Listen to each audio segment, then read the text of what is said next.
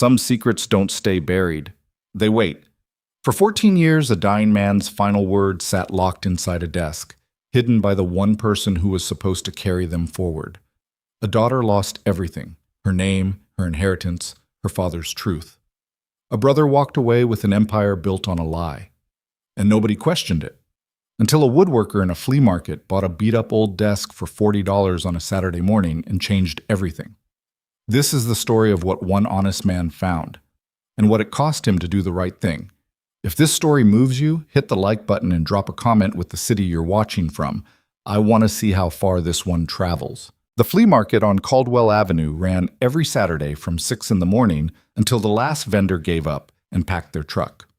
Nathan Cole had been coming here since he was 11 years old, back when his father used to drag him out of bed before sunrise to look for old furniture worth saving. His father called it hunting. Nathan had called it torture at the time. Now he called it habit. He arrived at 7:15 with Sophie sitting on his shoulders, her small fingers tangled in his hair, asking questions about everything she pointed at. "What's that? A butter churn? What's it do?" "Makes butter." "We have butter." "Yes, we do." "So why would someone buy that?" "Some people just like old things, Soph." She thought about this for a moment. "Like you." "Like me." The morning was cool and overcast, the kind of October weather that couldn't decide what it wanted to be. Nathan had Sophie's jacket stuffed in his bag in case it turned. He'd learned, in 7 years of doing this alone, that you plan for everything and it still doesn't matter. But you plan anyway. That was the job. Sophie was 7.5, technically, which she reminded him of constantly. She had her mother's eyes and Nathan's stubbornness and a laugh that could fill an entire room. She also had very strong opinions about things that didn't require opinions, like which direction they should walk first and whether the man at the third stall was selling real antiques or fake antiques. "Those are real," Nathan told her. "How do you know?" "Look at the finish on that cabinet. See how the wood's worn unevenly? Machine finish stuff wears evenly. That's been used by somebody for a long time." Sophie squinted at the cabinet like she was a detective. "Okay," she said. "I believe you." They moved through the market slowly, which was the only way Nathan knew how to do it. You didn't rush a flea market. You walked, you looked, you let things catch your eye. His workshop back on Mercer Street was small. 2 rooms on the ground floor of the building he rented, with a garage door that opened onto the alley. And he already had more projects than he could manage. He wasn't looking for anything in particular. Then he saw the desk. It was shoved against the back of a vendor stall between a broken floor lamp and 3 cardboard boxes of paperback books. It was dark oak, or had been once. The finish was stripped in patches, the surface was scratched in about a dozen places, and one of the lower drawers was slightly warped, sticking out at an angle that told him the wood had warped from moisture at some point. The legs were solid. The joints were hand-cut, not machine. Nathan crouched down and looked at the underside of the desk without touching it, reading the construction the way some people read a book. Late 1940s, maybe early 1950s. Somebody built this thing to last, and they'd known what they were doing. The damage was cosmetic, mostly. The bones were good. The vendor was a heavy man in his 60s wearing a Carhartt jacket and a worn baseball cap, sitting in a folding chair and scrolling through his phone. He looked up when Nathan straightened. "How much for the desk?" Nathan asked. The man glanced at it. 60? 40. The man looked at Sophie, still perched on Nathan's shoulders, watching the negotiation with interest. 50, the man said, and that's already doing you a favor. The bottom drawer's warped, Nathan said. That's a 3-hour fix minimum. 45. Nathan thought about it for about 2 seconds. 45, he said. He paid cash. The man helped him load it into the back of Nathan's truck. Sophie climbed into the passenger seat and buckled herself in with the focused concentration she brought to everything, and Nathan drove back to the workshop with the desk rattling gently in the bed behind them. He spent Sunday on other projects. A rocking chair someone had brought in needing a new spindle, a kitchen table that needed refinishing, and didn't get to the desk until Monday afternoon after dropping Sophie at school. He cleared a space on his main work table and lifted the desk onto it. Up close, in the good workshop light, it was even better than he'd thought at the market. Whoever had originally built it had been serious. The joinery at the corners was mortise and tenon, clean and precise, and the oak had a grain that would photograph beautifully once it was refinished. He thought briefly that it could be Sophie's desk. She was starting second grade and doing her homework on the kitchen table, and she'd been complaining about the lack of space. A real desk, refinished properly, would be something she could grow into. He started with the drawers, pulling each one out to assess the damage individually. The top two were fine. The third needed minor adjustment. The bottom drawer, the one that had been visibly warped in the stall, took him 10 minutes to coax open, working it carefully so he didn't crack the wood further. Inside it was empty, like the others. He set it aside and turned back to the desk body itself. He was checking the interior of the frame when he noticed it, a slight unevenness in the back panel of the desk, the interior wall that would sit against the back of the drawers. He ran his fingers along it. There was a gap, narrow but deliberate, along the right-hand edge. He pressed. Nothing. He pressed slightly, differently, more toward the top of the panel. There was a soft click, barely audible, and the panel shifted, not swinging out but tilting forward by about an inch, like a door opened from the wrong side. Nathan stopped. He reached into the gap and felt something. Paper, folded and dry, with the texture of something that had been sitting untouched for a very long time. He eased it out carefully, the way he'd been trained to handle fragile old materials. It was an envelope, sealed. The paper had yellowed to the color of old cream, and the seal across the flap had dried to the point where it was nearly flaking. In the upper left corner, in handwriting that was formal and slightly unsteady, were the words, "For Victoria," to be opened only by her. Nathan stood there in his workshop for a long moment, holding the envelope in both hands. He was a practical man. He didn't believe in signs or fate or any of the things people like to invoke when something coincidental happened. He believed in wood and grain and the way things were built. He believed in being honest. He believed in doing the work. But he also believed that when you found something that clearly belonged to someone else, you didn't throw it away. You found a way to return it. He set the envelope on his work table carefully and stood back and looked at it. For Victoria. The handwriting was old enough that the pen had been a fountain pen, real ink, the kind of deliberate script that people used when they were writing something important. The letters were careful. Nathan had a feeling, he couldn't have explained it to anyone, but he had it, that whoever had written this had been taking their time, had been thinking about every word. He left it there while he worked on the chair spindle. He left it there while he ate lunch, a sandwich he'd made that morning, standing at the work table and looking at the envelope between bites. Finally, around 3 o'clock, when the afternoon light was going flat and gray and he had to turn the overhead lamp on, he sat down on the stool he kept by the bench and picked it up again. He shouldn't open it. He knew that. It wasn't his. It said clearly on the front that it was for someone named Victoria and only for her. He opened it.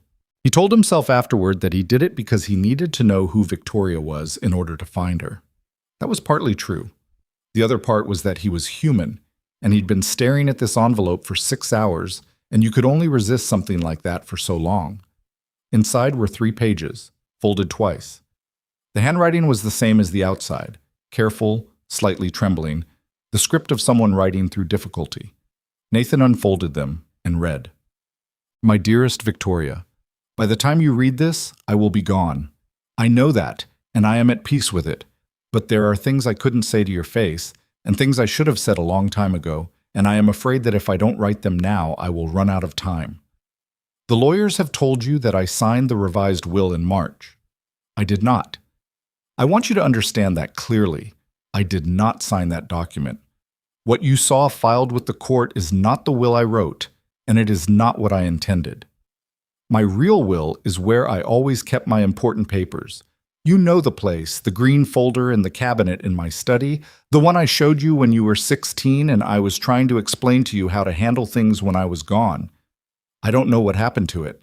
I suspect I know who arranged for it to disappear, but I can't prove it from where I am, and putting those words in writing without proof would only make things worse for you. What I can tell you is that everything I intended to leave to you is yours by right. And I never changed my mind about that. Not once. Not for a single day. Your brother has always needed things to be different from what they are. I failed him in some way I don't fully understand, and I carry that, but I will not have you pay for it. The desk came from my father. It has a hidden space. You found it once when you were 9 years old and you were delighted by it. And I showed you that it had a false panel and you made me promise to always hide something wonderful in it for you to find. I hope you still think this counts. What I want you to know, Victoria, above everything else, above the money and the property and the company I built, is that you were never the difficult one. You were never the one I worried about. You were always exactly who I hoped you would be. The qualities that made your brother call you cold are the same ones that made me proud. You are precise, you are honest, and you do not bend when you are right. Don't bend. All my love, your father. Nathan read it twice. He sat with it for a while.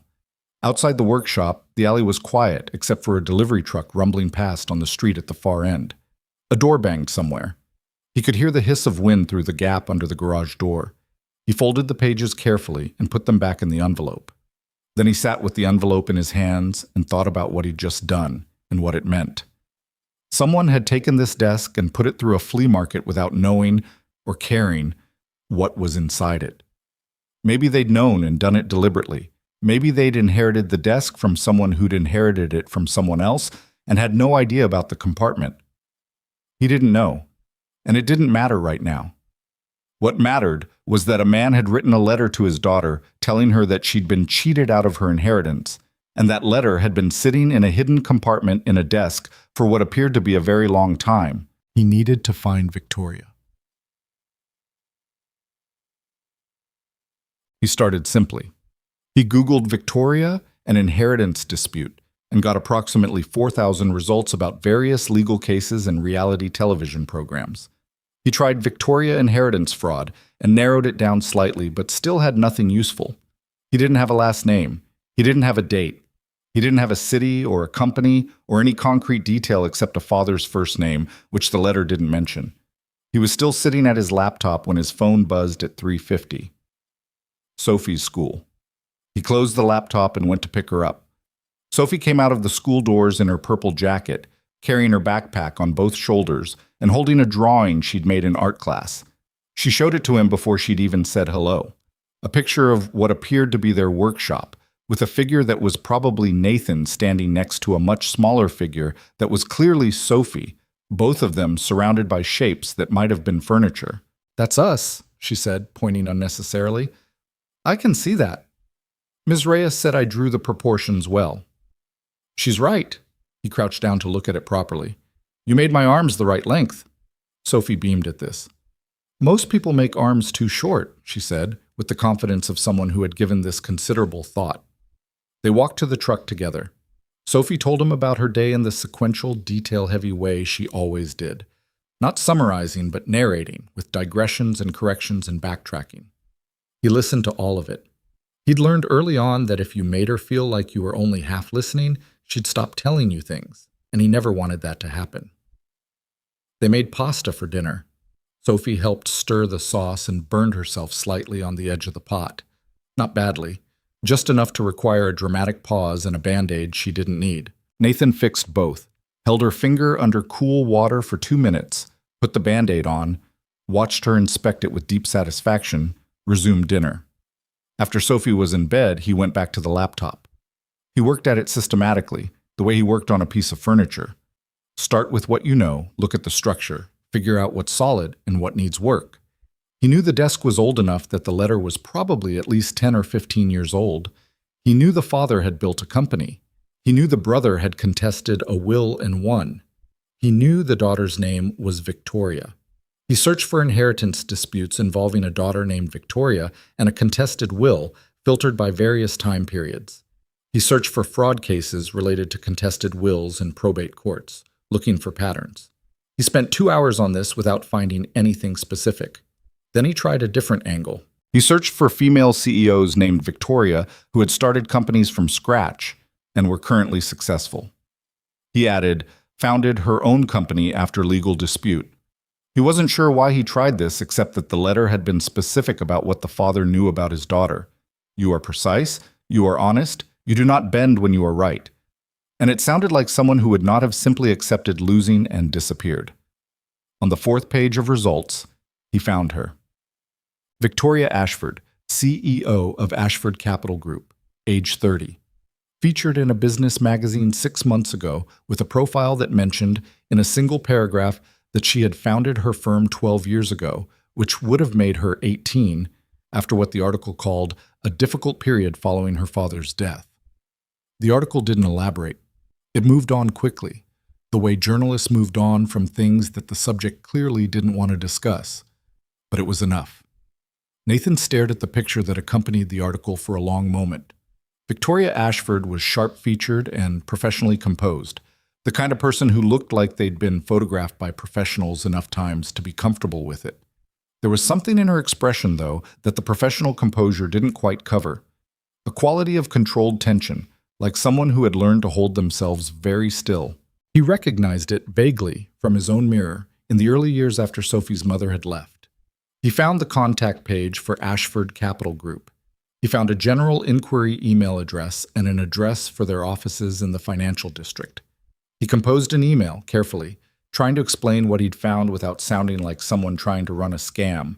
He understood how this would look. A stranger claiming to have a letter from her dead father about her stolen inheritance. He would have been suspicious of it himself. He sent the email anyway. Then he did it again through a different channel, the company's LinkedIn page. Then he wrote a physical letter and mailed it to the office address. He was, he understood, very unlikely to get a response. The people who filtered communications for a CEO were specifically there to prevent things like this from getting through. He tried anyway, because he didn't know what else to do. Over the next week, nothing happened. He got an automated response to the email. Thank you for reaching out. Our team will review your message and respond if appropriate. And then silence. No response to the LinkedIn message. He called the company's main number and was told politely that they didn't accept unsolicited calls and that if he had a business matter, he could submit it through the website. He kept working. He finished the rocking chair and the kitchen table. He refinished the desk, working carefully on the oak with a stripping solution and then with Danish oil, bringing the grain back until it glowed under the workshop lights. It was, when he finished, a genuinely beautiful piece of furniture. He put it in the corner of the workshop and looked at it for a while, thinking. Sophie came to the workshop after school most days. She did her homework at the small table he'd set up for her near the door, where she could see what he was doing without being in the way of anything dangerous. And she narrated her work out loud in a running commentary that he found genuinely funny in a way he couldn't have explained. She talked through long division problems like a sportscaster. She read her assigned books aloud in different voices. She had strong opinions about how he should arrange the tools on the pegboard. The hammer should be closer, she said one afternoon, looking up from her spelling workbook. It's close enough. You have to take 2 steps to reach it. Sophie. I'm just saying it's not efficient. He looked at the pegboard and then looked at her. She'd gone back to her workbook with the serene expression of someone who believed they'd made an irrefutable point. He moved the hammer. She didn't say anything, but he saw her smile. The conference announcement came up by accident.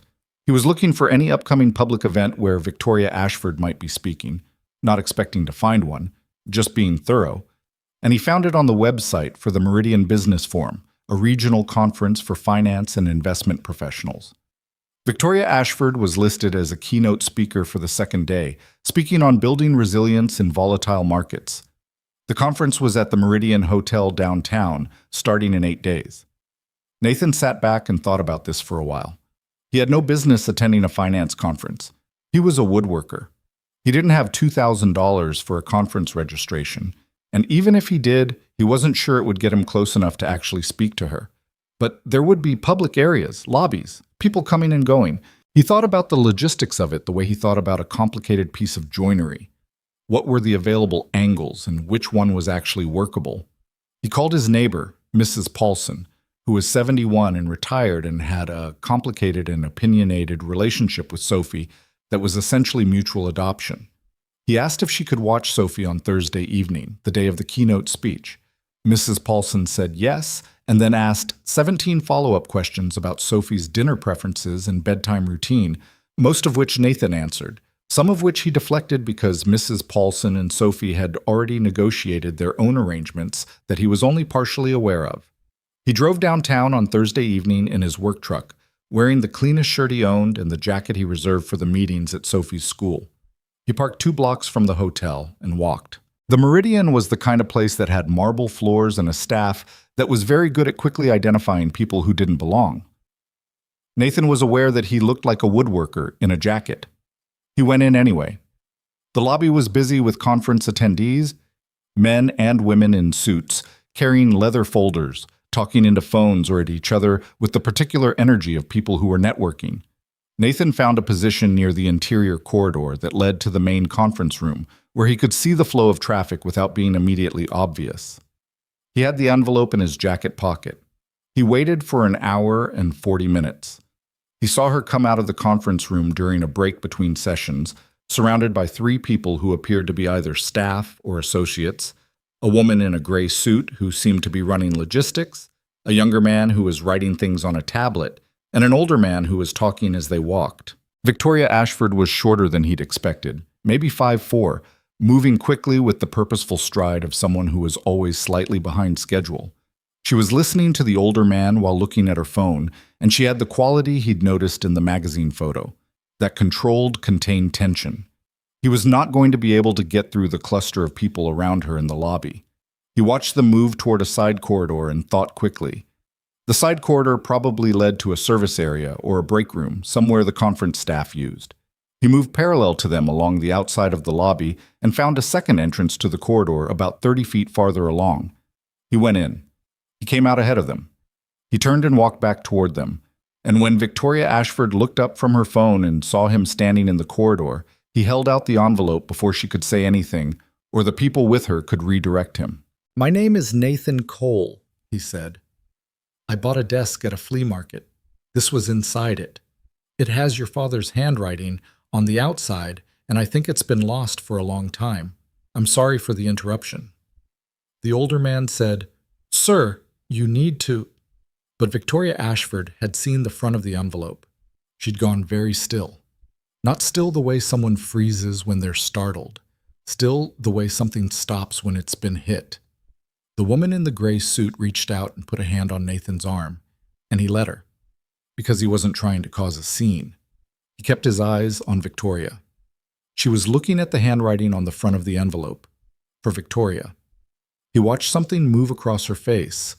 Not an expression he could name easily, but something that had nothing to do with conference schedules or business resilience or any of the things she'd been thinking about 60 seconds ago.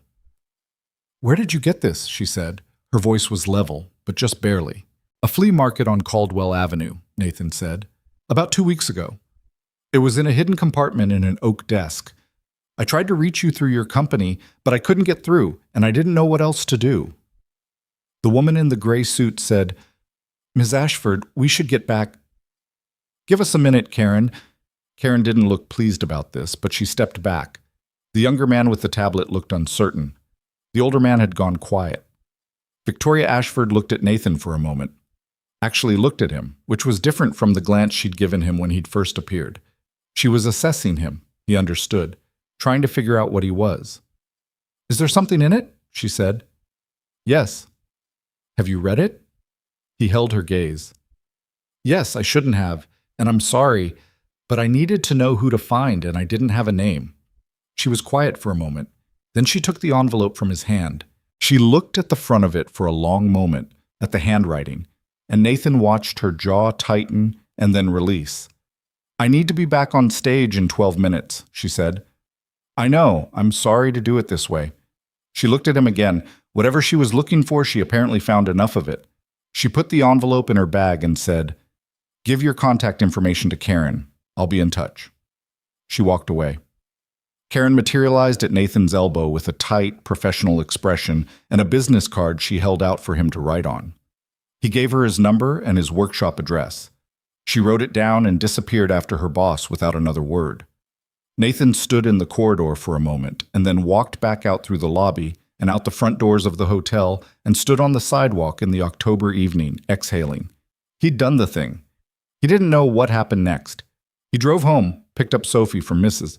Paulson sat with Sophie while she told him about the movie she'd watched, and the argument she and Mrs. Paulson had about whether popcorn should have butter, and put her to bed and went to sleep, and in the morning went back to work. 3 days went by. He was sanding the underside of a cabinet someone had brought in when his phone rang with a number he didn't recognize. He answered it with sawdust on his hands. "Mr. Cole." Victoria Ashford's voice was the same as it had been in the hotel corridor, controlled, precise, with the particular quality of someone who had gotten used to controlling it. "I've read it." "Okay," Nathan said. A short pause. "How long was it in the desk?" "I don't know exactly. The desk is from the late 40s or early 50s. It's been through multiple owners. I can't say how long it was in the compartment. The paper was yellowed but not fragile, which suggests dry storage.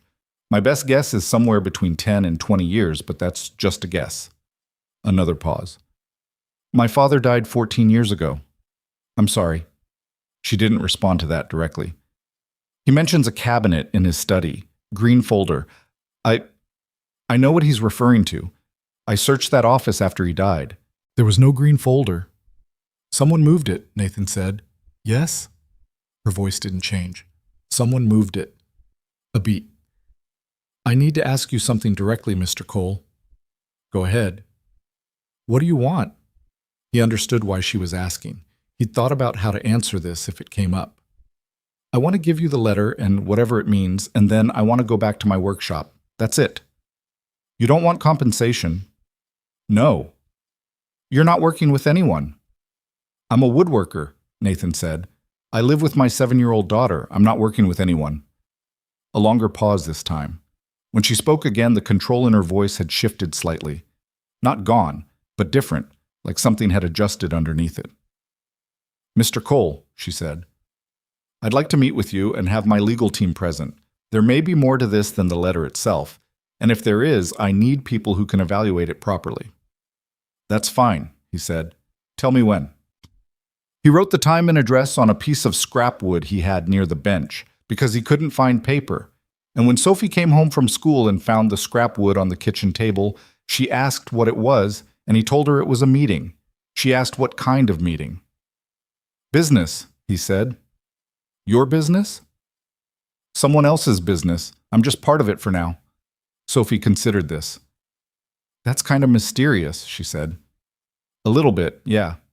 She nodded, apparently satisfied with this answer, and went to change out of her school clothes, and Nathan stood in the kitchen for a moment, looking at the address he'd written on the piece of oak, thinking about how a letter in a desk had become something that was now reaching into both their lives and pulling, and there was no particular way to know yet how far that pull was going to go. He thought about what the man had written. Don't bend. He didn't intend to. The offices of Ashford Capital Group occupied the 14th and 15th floors of a glass building on Harrington Street, the kind of address that had been carefully chosen to communicate exactly one thing. We are not going anywhere. Nathan arrived 7 minutes early, which was a habit he couldn't shake even when it didn't matter, and stood in the lobby looking at the directory on the wall for longer than necessary because he wasn't sure which elevator bank to use. He was wearing the same jacket as the hotel. He'd ironed his shirt this time, which Sophie had noticed and commented on. "You ironed it," she'd said at breakfast, with the tone of someone noting an unusual weather event. "I iron shirts." "You don't, actually." "I do sometimes." She'd looked at him over her cereal bowl. "Is this about the mysterious business?" "It's a meeting, Soph. People iron shirts for meetings." She'd accepted this without further argument, which meant she was saving her follow-up questions for later. He knew the pattern. The elevator opened onto the 14th floor, and a woman he didn't recognize came forward to meet him. Not Karen, who'd taken his contact information at the hotel, but someone younger, quieter, who introduced herself as May and walked him through a corridor with the efficient, unhurried pace of someone who did this several times a day. The office was not what he'd expected. He wasn't sure what he'd expected exactly. Something colder, maybe, more aggressively designed to impress. What he walked through was functional, slightly cluttered in the way of places where people actually worked, with the particular background noise of keyboard clicks and low voices that meant the open floor was genuinely occupied, not staged. May showed him into a conference room with a long table and windows on two sides looking out over the financial district. Already seated at the table were two people, a man in his 50s with the careful posture and reading glasses of a lawyer, and a woman about 10 years younger who had a laptop open in front of her and a notepad beside it covered in handwriting. The lawyer introduced himself as Douglas Pratt and the woman as his associate, Sarah Nguyen. They both shook Nathan's hand with the particular professional courtesy that doesn't quite commit to warmth. He sat down. He put the envelope on the table in front of him, and he waited. Victoria Ashford came in 4 minutes later, which told him the 4 minutes were intentional. She'd been ready and had chosen to let him sit with the lawyers first, to see how he handled it. He registered this without judgment. He'd have done something similar in her position. She sat at the head of the table without preamble. She was in a dark blazer and her hair was pulled back, and she looked like she'd slept less than she needed to, but wasn't going to make it anyone else's problem. She looked at Nathan and then at the envelope. "Before we begin," she said, "I want to be clear about how this is going to work. Douglas is going to ask you questions about how you found the letter. Sarah is going to take notes. I'm going to listen. At the end, I'll have questions of my own. Is that acceptable?" "Yes," Nathan said. Douglas Pratt spent 45 minutes going through it methodically. Where Nathan had bought the desk. From whom? What he'd paid. When he'd found the compartment. How he'd found it. What he'd done with the letter between finding it and contacting Ashford Capital. Whether he'd photographed or copied it. Whether he'd told anyone what it contained. Whether he had any prior knowledge of Victoria Ashford or the Ashford family before finding the letter. Nathan answered every question directly. He'd photographed this envelope before opening it. He had that habit, photographing anything fragile or unusual before touching it. And he'd photographed each page of the letter. He showed them the photos on his phone. He had not copied the letter. He had not told anyone what it contained except to tell his daughter that he'd found something that belonged to someone else, which had not included specifics. "You told a 7-year-old child about this?" Douglas Pratt said. "I told her I found something that I needed to return to its owner," Nathan said. "That's all." "And she accepted that?"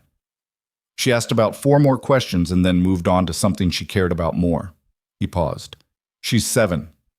Douglas made a note. Sarah Nguyen was writing steadily, and Nathan had the impression that she was faster and sharper than she was making herself appear. Victoria had not spoken since her opening. She was watching him with the quality of attention he was beginning to understand was just how she listened, completely, without the small social signals people usually gave to indicate they were following along. It was slightly unnerving until he adjusted to it. When Douglas had finished, Victoria leaned forward. "You said you photographed the envelope before you opened it," she said. "Yes." "Why?" "Habit. When I find something old in a piece of furniture, I document it before I touch it. I found things before. Old receipts, photographs, notes. And if you don't document them first, you lose the original condition." "What else have you found?" "In furniture." It seemed like a tangent, but he understood she wasn't making small talk. She was building a picture. A photograph of a family in front of a house. Some receipts from a grocery store dated 1962. A child's drawing, folded small. Once a roll of cash that turned out to be worthless currency from a country that doesn't exist anymore. He paused. "I kept the photograph and the drawing. I didn't know who they belonged to." She was quiet for a moment. "What did you do with them?" "Put them in a folder. I have a folder of things I've found in furniture that I couldn't return. It bothers me, if I'm honest. I don't like keeping things that aren't mine." Something shifted in her expression, just slightly, just enough for him to notice. She sat back. "The letter mentions a green folder in a cabinet," she said. "I want to tell you what I know about that because I think it's relevant and I think you've earned the context."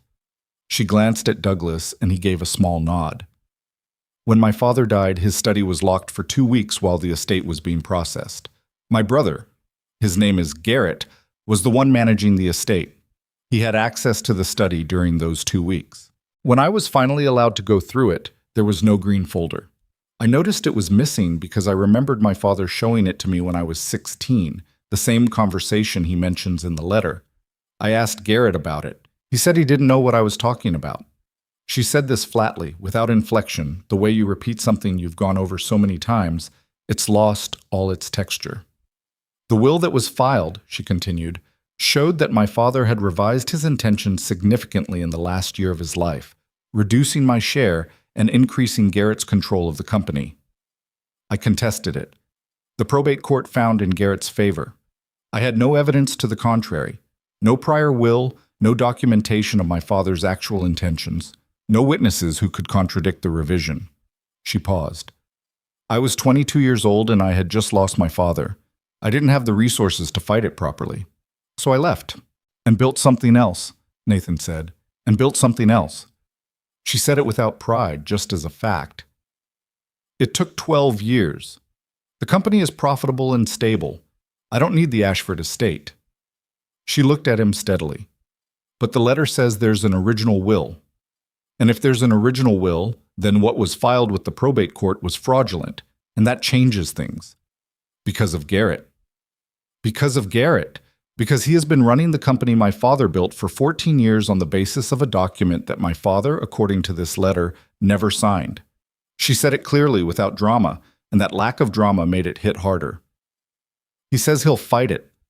I know he will. Garrett has resources. He has people. He has 14 years of building relationships with exactly the kind of people who make problems disappear. Nathan nodded slowly. What do you need from me? For now, the originals. The envelope, the letter, the photographs you took. Sarah will make copies of everything before you leave. We'll need you available to make a statement about how and where you found the desk and the circumstances of finding the compartment. She paused. This is going to take time. It's going to involve legal proceedings. You're going to be in this for longer than an afternoon. I know, Nathan said. And you're still willing. He looked at her. I bought the desk. I found the letter. I could have thrown it away and not thought about it again. I didn't do that. I'm here. That's my answer. She held his gaze for a moment. Then she nodded, small, precise, the nod of someone who has registered a piece of information and filed it correctly.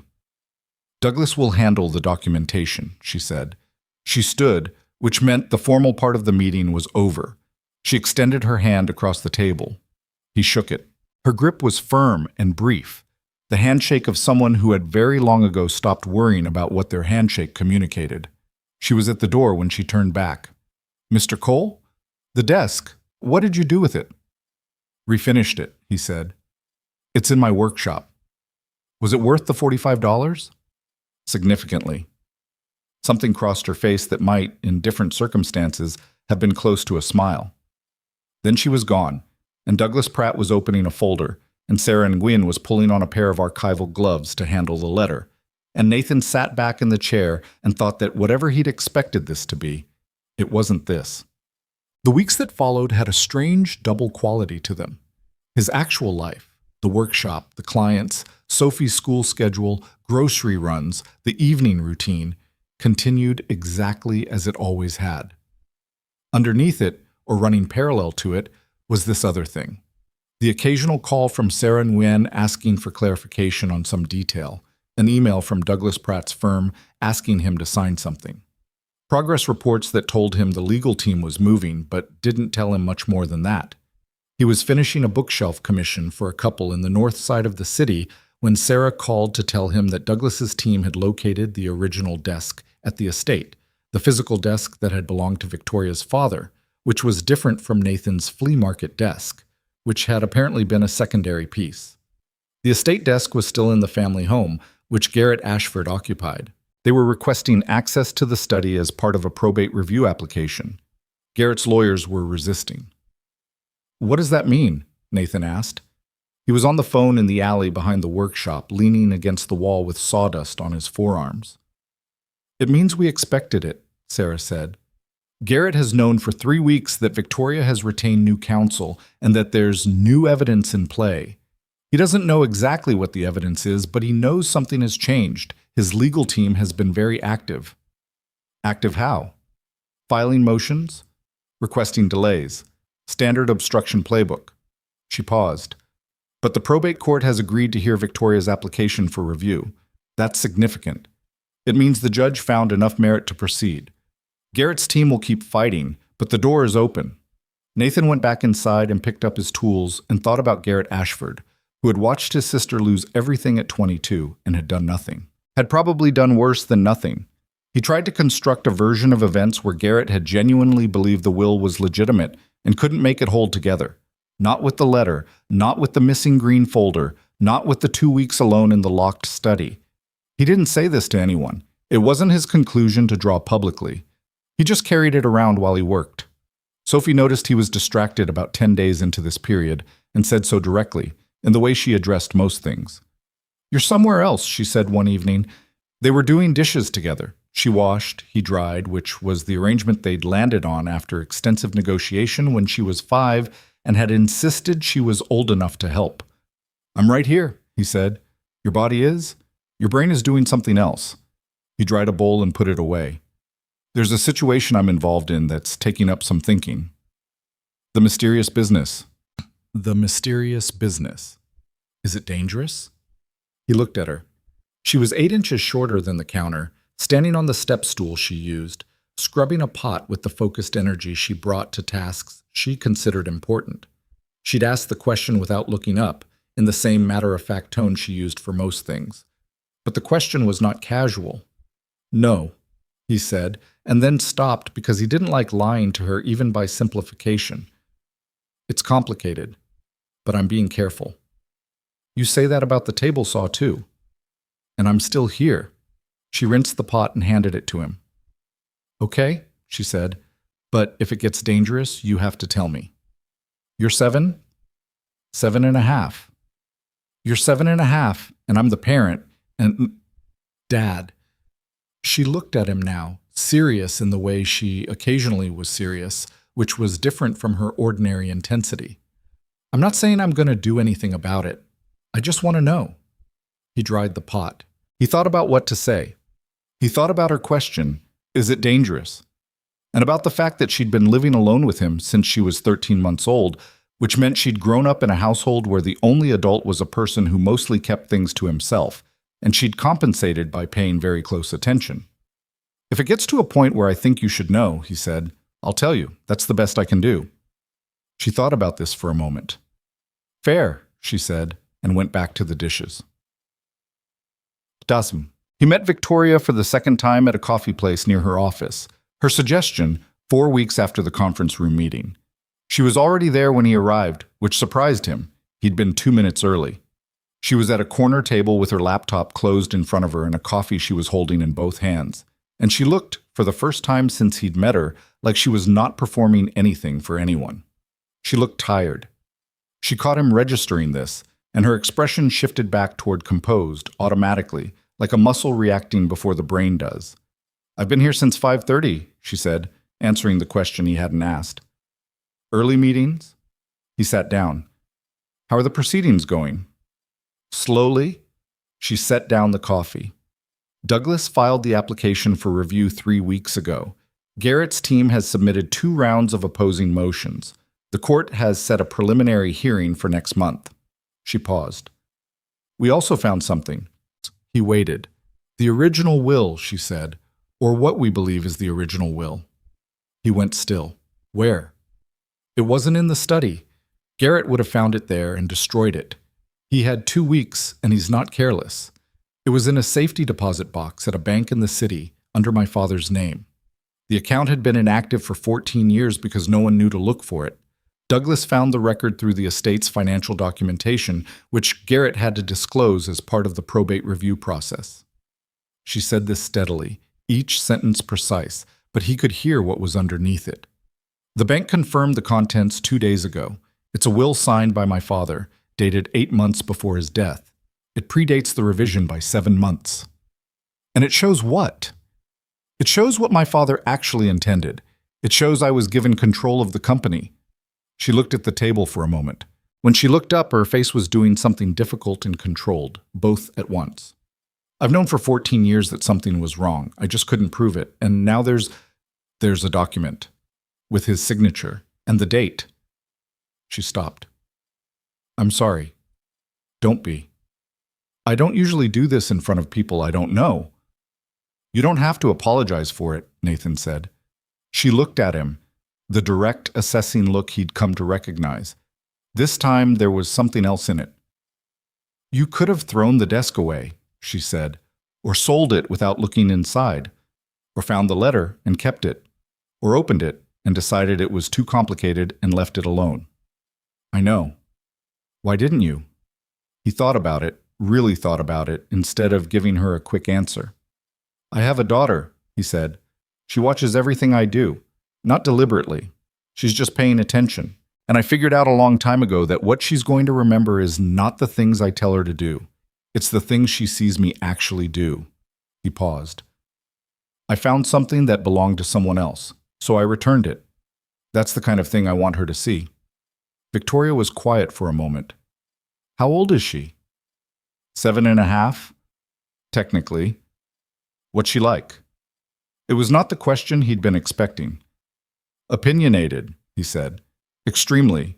She has thoughts about the organization of my tool wall, and she will share them whether you ask or not. She's funny without knowing it. He paused, looking for the right words. She's the kind of kid who asks questions until she actually understands something, not just until she feels like she should stop asking. It's exhausting, and I think it's going to serve her well. Victoria smiled at this, a real one, brief and unguarded, the first he'd seen from her. It changed her face considerably. My father used to say the same thing about me, she said. He did not always mean it kindly in the moment. No, Nathan said. Neither do I. She looked at the window for a moment. Outside, the city was doing its ordinary mid-morning business. A bus going past, 2 women with a stroller, a delivery truck double parked with its hazards on. This hearing next month, she said, it's going to be public. Not the hearing itself, but the circumstances around it. Garrett's people are already managing a narrative. There have been articles in the financial press suggesting that Victoria Ashford is attempting to relitigate settled estate proceedings for personal gain. They're implying the new evidence is fabricated. She said this without particular heat. When the actual will becomes part of the public record, it's going to escalate, significantly. I know. Your name will be part of it. You're the chain of custody for the letter. You're the reason this got reopened. I know that too. She looked at him steadily. There are people with significant financial interests in keeping things exactly as they are. Garrett has board relationships, investor relationships. He has people who have been very comfortable for 14 years. She paused. I'm not saying this to frighten you, Mr. Cole. I'm saying it because you should have the full picture. I appreciate that, Nathan said. He thought about Sophie at the sink, asking if it was dangerous. He thought about what he'd told her. What are we talking about practically? What does escalation look like? Pressure, Victoria said. Not necessarily illegal, so they're too careful for that. But pressure, noise, questions about your credibility, your finances, your past, finding something to complicate the narrative around you. She looked at him with the directness he'd stopped finding unnerving. Do you have anything they could use? He thought about this honestly. His divorce, if you called it that, Sophie's mother leaving hadn't been a formal legal process because they hadn't been married. His finances, which were tight but clean. His record, which was empty. Nothing I can think of, he said. I'm a woodworker who lives with his kid. My most complicated relationship is with my tax software. She didn't smile this time, but the quality of her attention shifted slightly. Okay, she said. Then we proceed, and if anything unusual starts happening, anything at all, you contact Douglas immediately. What counts as unusual? You'll know, she said. Garrett's people aren't subtle, they just make it look like they are. He drove back to the workshop with that in his head, turning it over. He had a cabinet door to refit and a consultation call at 2 o'clock, and Sophie had a school project that needed materials he hadn't bought yet. He had a full, ordinary afternoon to get through. He went and got the materials from the hardware store on the way back, and he fitted the cabinet door, and he took the consultation call, and he picked up Sophie at 3:15, and she told him about the project, which was about weather systems and which she was approaching with her characteristic thorough intensity. He made dinner. He helped her with the research portion of the project. He fixed a loose handle on the kitchen cabinet he'd been meaning to fix for 2 months. He went to bed. In the morning, he found that someone had spray painted the word liar across his workshop's garage door in red letters about 1.5 feet tall. He stood in the alley looking at it for a full minute. Then he went inside, got his phone, and called Douglas Pratt. Douglas Pratt's response to the spray paint was measured and practical in a way that Nathan found both reassuring and slightly chilling. "Document it," Douglas said before Nathan had finished describing it. "Photographs from multiple angles. Don't clean it yet. I'm going to contact the firm's investigator, and we're going to start a record of incidents from this point forward. This is the first one, so we document it properly." "You expected this?" "We expected something. We didn't know what form it would take." A pause. "How visible is your workshop? Can people see the door from the street?" "The alley runs behind the building. You'd have to come around the block." "So someone made a deliberate trip," Douglas said. "They weren't passing by. They came specifically." Another pause. "Has anything else happened? Anything that seemed off in the last week or two? Anyone you didn't recognize around the building?" Nathan thought about it. 3 days ago, a car had been parked across from the alley entrance for most of the afternoon. A dark blue sedan, nothing distinctive, and he'd noticed it only because the meter was expired and it hadn't moved. He'd thought nothing of it at the time. He told Douglas about it. Color and model, if you remember it. Dark blue. 4-door. "I didn't catch the plates." "Okay." Douglas's voice had taken on the focused, clipped quality of someone making notes. "Nathan, I want you to understand what's likely happening. Garrett Ashford's people are not going to do anything directly illegal. They're too sophisticated for that, and the stakes are too high. What they will do is create an atmosphere of pressure. The spray paint is partly intimidation and partly the beginning of a narrative. They want to establish, before we get anywhere near a courtroom, that you're an unreliable person with enemies. That whoever painted your door had a reason to. It's groundwork." "Groundwork for what?" "For whatever story they decide to tell about you." A beat. "Which brings me to the next thing I need to ask you. Are there aspects of your personal history, but financial difficulties, legal matters, relationship problems, anything that you haven't told us about? Because if there are, I need to know before they find them." Nathan stood in the alley with his back to the garage door and thought about this carefully, the way he did when someone asked him for an honest assessment of a piece of furniture. He thought about the years right after Sophie's mother, Diane, had left. The bad year, when he'd fallen behind on the workshop rent and had taken out a short-term loan from his uncle that had taken 18 months to pay back. He thought about a minor dispute with a former client 4 years ago over a refinishing job the client hadn't been satisfied with, which had ended with Nathan refunding half the payment and no legal action on either side. He thought about all of it, piece by piece, and then he told Douglas all of it. Douglas listened. When Nathan was done, Douglas said, "None of that is serious. They might try to use the loan, but your uncle is a private individual, and there's no record of irregularity. The client dispute is documented as resolved. Neither of these is going to move a judge or the public." He paused. "Keep your head down for the next week. Don't talk to anyone you don't know, and call me if anything else happens." Nathan hung up. He looked at the spray-painted door for another moment, then went inside and got his phone and took 12 photographs of it from different angles, the way Douglas had told him to.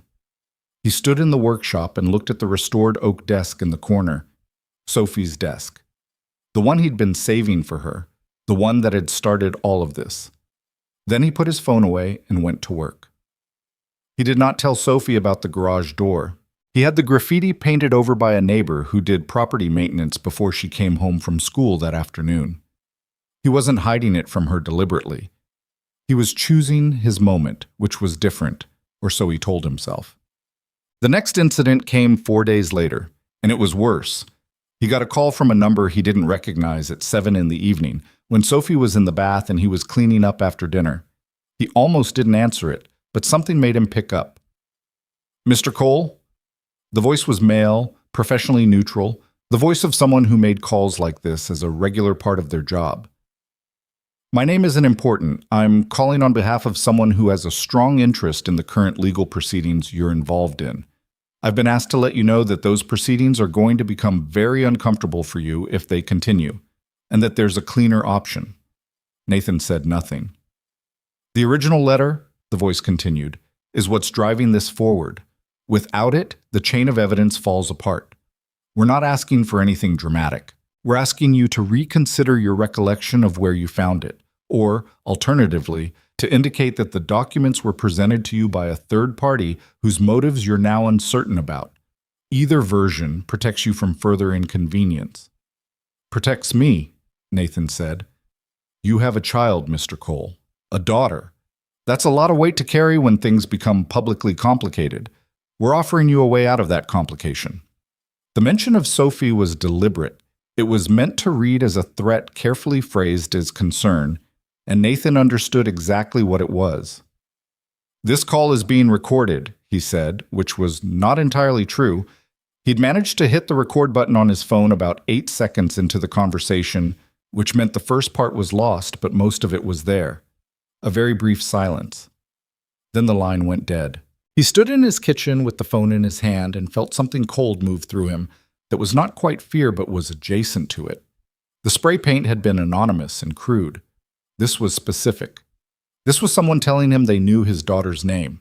He called Douglas, he called Victoria. Douglas answered first and within 2 minutes was walking him through the procedure for preserving the recording and what to say if the number called back.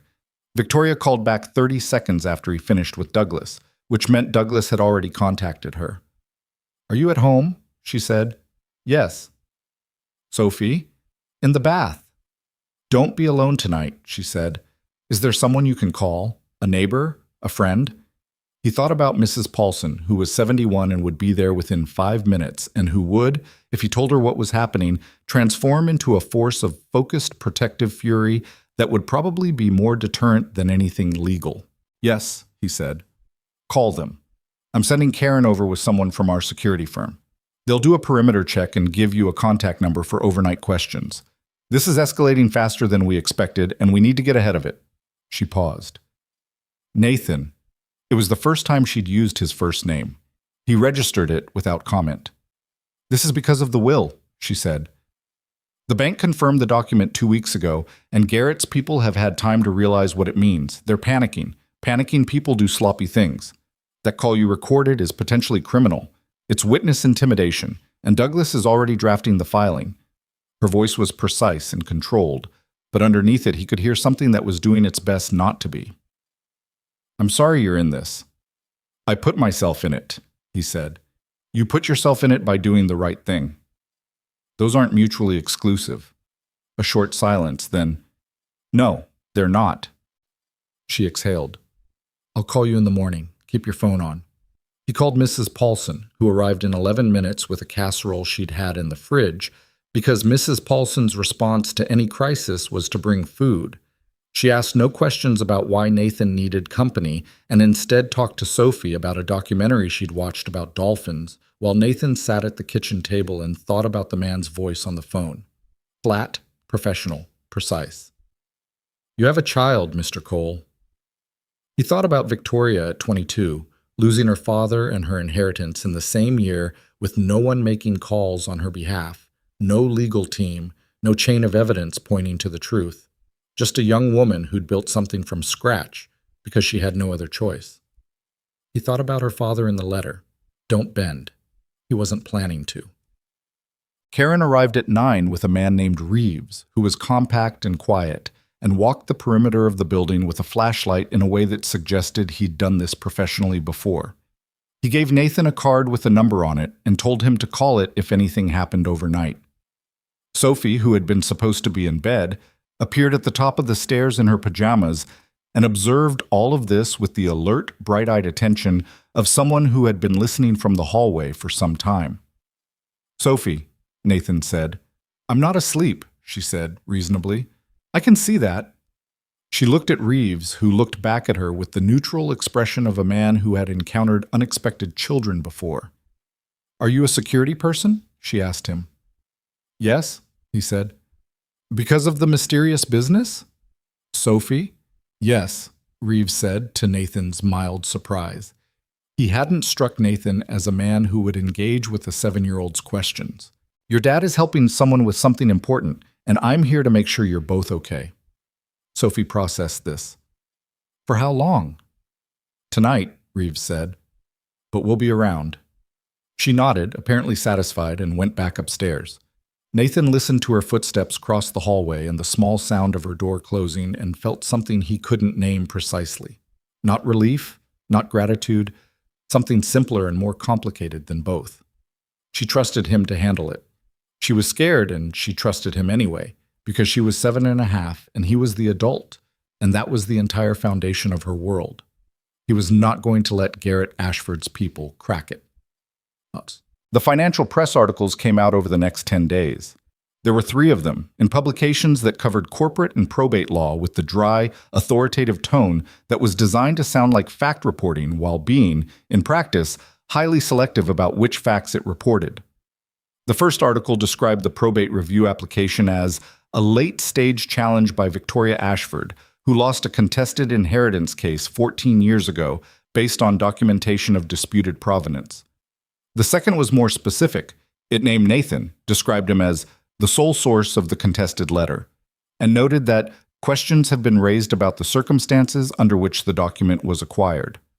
The third, which ran in a larger publication with considerably more readership, went further. Nathan read it on his laptop at the workshop work table. It described him as a flea market dealer, which he was not technically, though he bought from flea markets, and said that sources close to the Ashford estate had indicated that Mr. Cole had approached Miss Ashford at a private event and had financial difficulties that made his role in the proceedings a matter of concern. It did not specify what financial difficulties because there were none that rose to the level of specificity. It didn't have to be specific, it just had to plant the phrase. He called Douglas and read the paragraph to him. "Forward it to Sarah," Douglas said. "We're building the file. The sources close to the estate framing is a tell. That's Garrett's communications team. They don't have anything real on you, so they're implying without stating. It won't hold up in court, but it doesn't have to. It's for public opinion." "Is it working?" A pause. "There's some pickup. A few smaller sites are running with it. Nothing from major sources yet." Another pause. "How are you doing? Practically." "I've had 2 clients call to postpone," Nathan said. One of them said it directly. He'd seen the article and wanted to wait until things were clearer. The other one didn't say why, but I know why. "I'm sorry, Nathan. It's okay." He paused. "It's not okay, but it's manageable. I have work. I'm fine." He was fine in the way that someone is fine when they are holding a lot of things together by not looking too closely at any one of them. He did not tell Sophie about the articles. She didn't read financial news, but she was good at reading him, and he spent some of the next several days working very hard at being normal. He made pancakes on Saturday. He fixed the wobbly leg on Mrs. Paulson's kitchen chair. He helped Sophie with a school report on freshwater ecosystems and sat with her while she typed it up on the old laptop he'd bought her, correcting her spelling without commenting on her typing speed, which was improving. He did tell her the Saturday after the 3rd article came out that some people were saying things about him that weren't true. He did it over breakfast, directly, because she'd started watching him the way she did when she thought he was managing her. "What kind of things?" she said. "That I'm not trustworthy," he said. "That my reasons for being involved in this situation are not what I've said they are." She looked at him. "Are they?" "No," he said. "I found a letter and I returned it. That's the whole thing." "So why are they saying that?" "Because the person whose situation is being fixed by the letter doesn't want it fixed. And this is how people like that fight back when they don't have anything real to use." Sophie chewed this over along with her pancake. "That's really unfair," she said. "It is." "What are you going to do?" "Tell the truth," he said, loudly enough that it's louder than the lies. She seemed to find this acceptable. She ate the rest of her breakfast. Then she said, without looking up, "I believe you. In case that matters." "It matters," he said. The press conference was Victoria's idea, and it was not the natural approach for her. She said as much when she called to discuss it with Nathan 3 weeks before the preliminary hearing. "I don't like doing things for optics," she said. "If something is true, it should be able to stand in court without theater. But Douglas has made the argument that we're losing the public narrative and that this hearing is going to be covered, and that the coverage shapes the context in which the judge operates." She paused. "He's right. I don't like that he's right, but he is." "What kind of press conference?" Nathan asked. "Joint. You and me, together. You explain how you found the letter. I explain what the legal team has found. We present the chain of evidence publicly so that Garrett's people can't continue claiming it's fabricated without contradicting documents that are already on the public record. She paused again. I want to be clear that I'm asking you to do this, not telling you. You've already done more than anyone could have expected. Standing in front of cameras is different from finding a letter in a desk. Where? The Meridian. Same hotel as the conference. I know it's a choice. No, it's fine, he said. It's actually fine. That's where this started. She was quiet for a moment. Yes, she said. It is. He thought about the corridor in the hotel 4 months ago, holding out the envelope before she could redirect him, the way she'd gone still when she saw the handwriting. He thought about the letter. The qualities that made your brother call you cold are the same ones that made me proud. I'll do it, he said. You should know it's going to get worse before it gets better, Victoria said. Once we announce the press conference, Garrett's team is going to push back hard. More articles, possibly. Maybe something more personal. I know. You keep saying that. Because I keep meaning it, Nathan said. I'm not doing this because it's easy. I'm doing it because the alternative is letting someone who stole something keep it. And I've spent 7 years telling my daughter that you don't do that. A silence. How is she? Victoria said. It came out differently from when she'd asked before. Not a professional question, something more ordinary than that.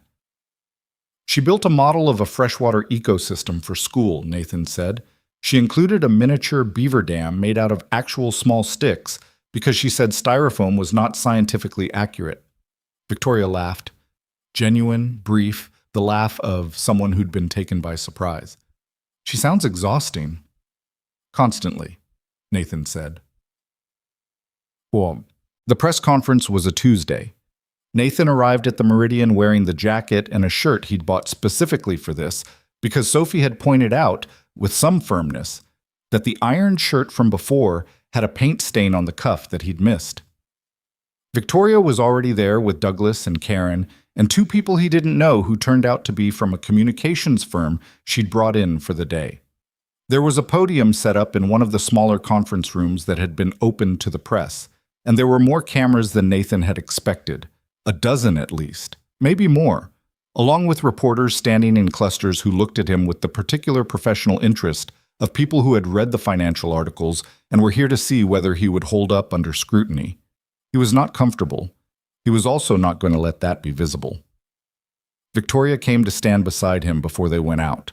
She was composed, fully composed, the version of herself that had clearly been running for years.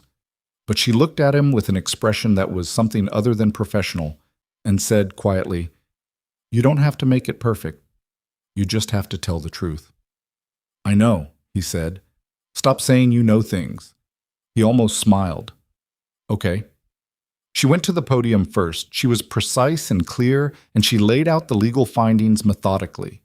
The letter, the safety deposit box, the original will, the dates, the legal proceedings, the pending hearing.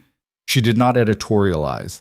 She did not attack Garrett by name in terms that would read as personal. She presented the facts with the focused directness of someone who had spent 14 years living with the weight of them and was now, for the first time, putting them down where other people could see. Then Nathan spoke. He had not prepared remarks, which Douglas had gently tried to argue against and Nathan had declined. He talked about the flea market. He talked about the desk and what he'd seen in it that had made him buy it and how he'd found the compartment. He talked about reading the letter and why he'd done it and what it had said and what it had meant to him. He talked about trying to reach her through every channel he could find. He talked about the hotel corridor and handing over the envelope and the only thing he'd wanted in return, which was nothing. He was not polished. He used the wrong word once and corrected himself.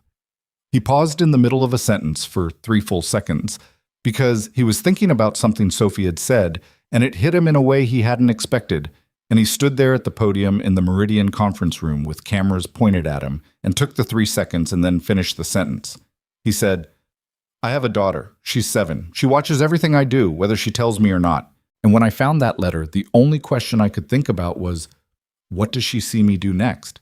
Because there's a right answer to that question and a wrong one, and I've never had any trouble telling the difference." The room was quiet for a moment. Not the controlled professional quiet of a press event, something quieter than that. One of the reporters raised her hand. "Mr. Cole, what would you say to people who question your motives in coming forward?" He looked at her directly. "I'd say they're welcome to look at my life and tell me where the angle is. I'm a woodworker in a two-room shop on Mercer Street. I don't have investors or board positions or anything to gain from any of this. I found something that belonged to someone else and I returned it. That's the story." Another reporter. "Are you concerned about the pressure you've faced over the past weeks?" "Concerned, yes," Nathan said. "Stopped? No."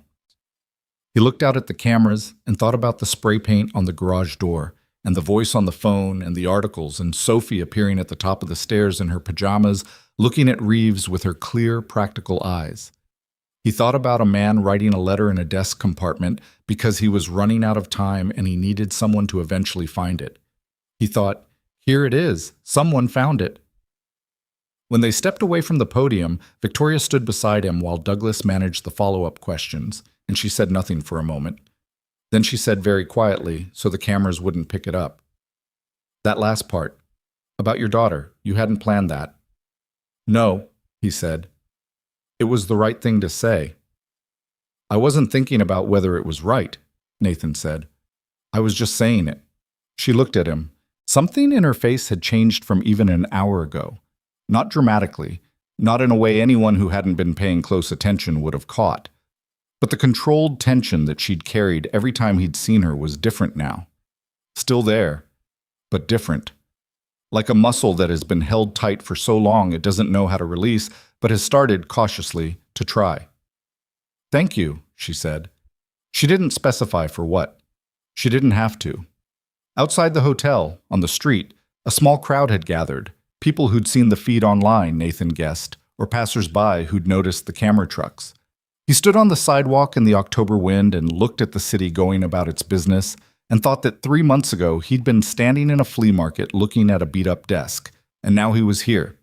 He pulled out his phone and called Mrs. Paulson, who was watching Sophie. "How is she?" he said when Mrs. Paulson answered. "She is watching the press conference on my tablet," Mrs. Paulson said. "She has opinions." "Of course she does." She said, and I'm quoting directly, "He said the thing about me, but he got the age wrong."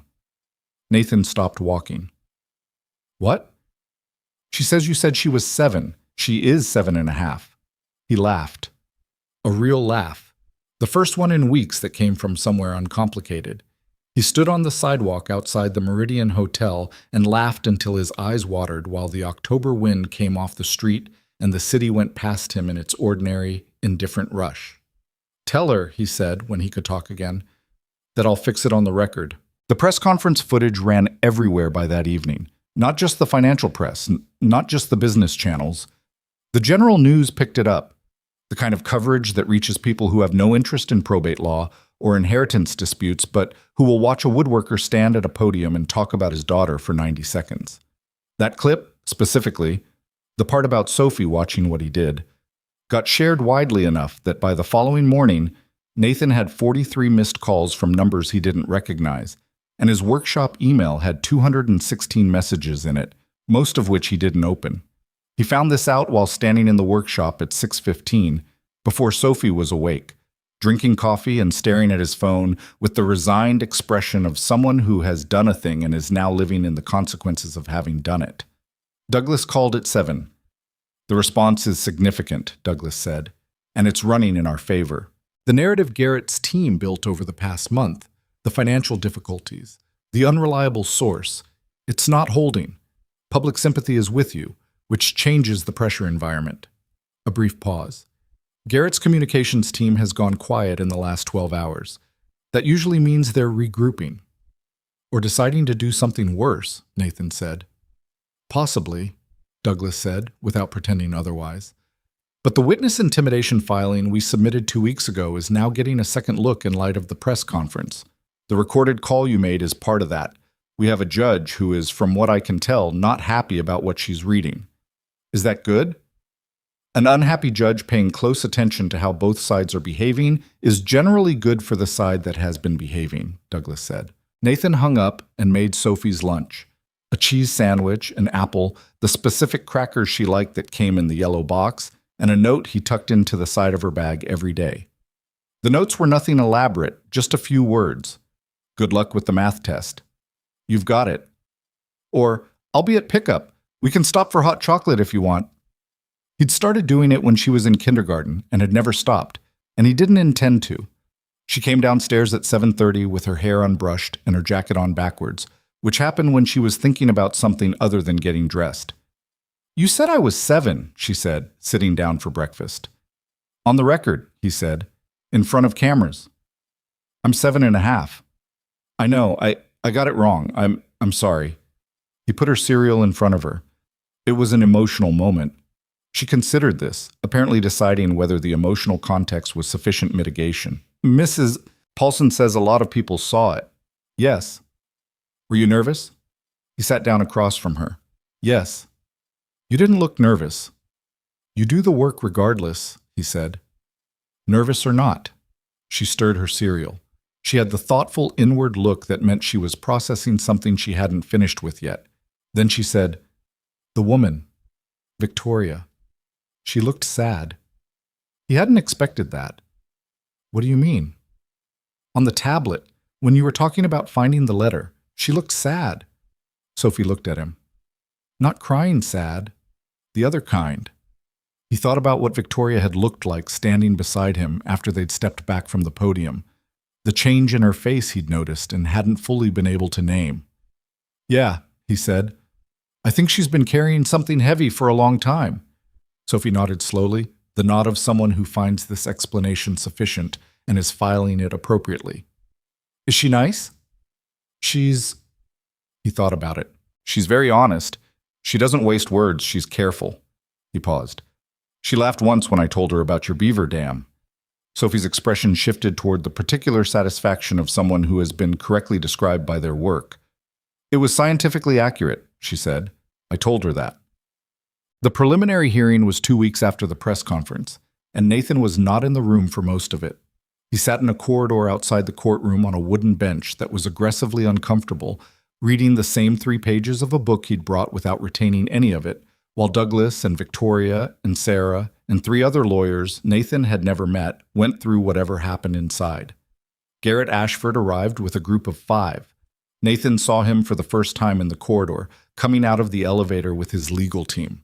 Garrett was older than Victoria by about 7 years, which put him at 37, and he had the kind of physical confidence that came from never having had to recalibrate his sense of himself.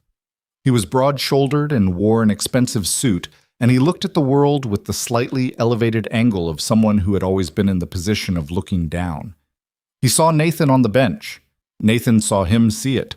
Garrett's expression didn't change much, just a tightening around the eyes, a recalibration. He didn't say anything. He walked past and into the courtroom with his team. Nathan went back to his book and didn't retain the next 3 pages either. An hour and 40 minutes later, Douglas came out and sat beside him on the bench. The judge reviewed both the letter and the original will, Douglas said. She's accepted them as evidence for full review proceedings. She also, and this is significant, she issued a formal reprimand to Garrett's legal team for the pattern of procedural delays. She used the word obstructive in the record, which she did not have to do, and which tells you something about what she thinks of how this has been conducted. He paused. The full hearing is scheduled for 6 weeks from today. In the meantime, the estate's financial records are under court supervision. Garrett cannot move or liquidate assets. Nathan looked at him. What does that mean practically? It means he can't burn the building down on the way out, Douglas said. Nathan thought about this for a moment. And Victoria? She'll be out in a few minutes. She wants to speak with you. He waited. The corridor had the particular institutional quiet of places where difficult things get decided. Nothing dramatic, just the hum of a ventilation system and occasional footsteps and the distant sound of an elevator. Garrett's team came out before Victoria did, and Nathan watched them leave without looking at him. Garrett himself walked by without acknowledging Nathan's existence, which was, Nathan thought, probably the most honest thing he'd done in 14 years. Victoria came out with Sarah. She looked wrung out in a way she hadn't allowed herself to look in public before. Not defeated, nothing close to it, but the kind of tired that comes from holding everything in alignment for too long. She sat beside him on the bench and for a moment didn't say anything at all. Douglas told me, Nathan said. It's good news, she said. It doesn't feel like anything yet. It will probably feel like something later. She looked at her hands. Garrett looked at me in the courtroom, just once, and I kept thinking, this is someone I used to know. I used to know this person. She paused. I don't know why that's the part that keeps getting me. Nathan didn't say anything immediately. He'd learned in the months of knowing her that Victoria didn't need him to fill silences. She needed him to stay in them. Because it means it wasn't a stranger, he said finally. A stranger doing this to you would be easier. You could just be angry. This is more complicated than that. She looked at him. Yes, she said. That's exactly it. Sarah was standing discreetly several feet away, examining something on her phone. The corridor hummed. Somewhere down the hall, a door opened and closed. Are you going back to the office? Nathan asked. I have 3 meetings this afternoon, Victoria said, with the flatness of someone for whom 3 meetings this afternoon is simply the fact of every afternoon. And a board call at 5. She paused.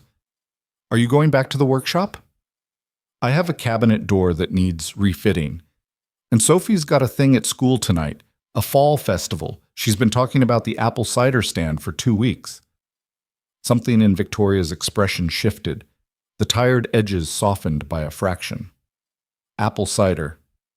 The real kind, she says. She's very specific about this. Victoria looked at the floor for a moment. When she looked up, she said, Does she know how this is going? I've been telling her when there are developments. He paused. She asked me if you were nice. What did you say?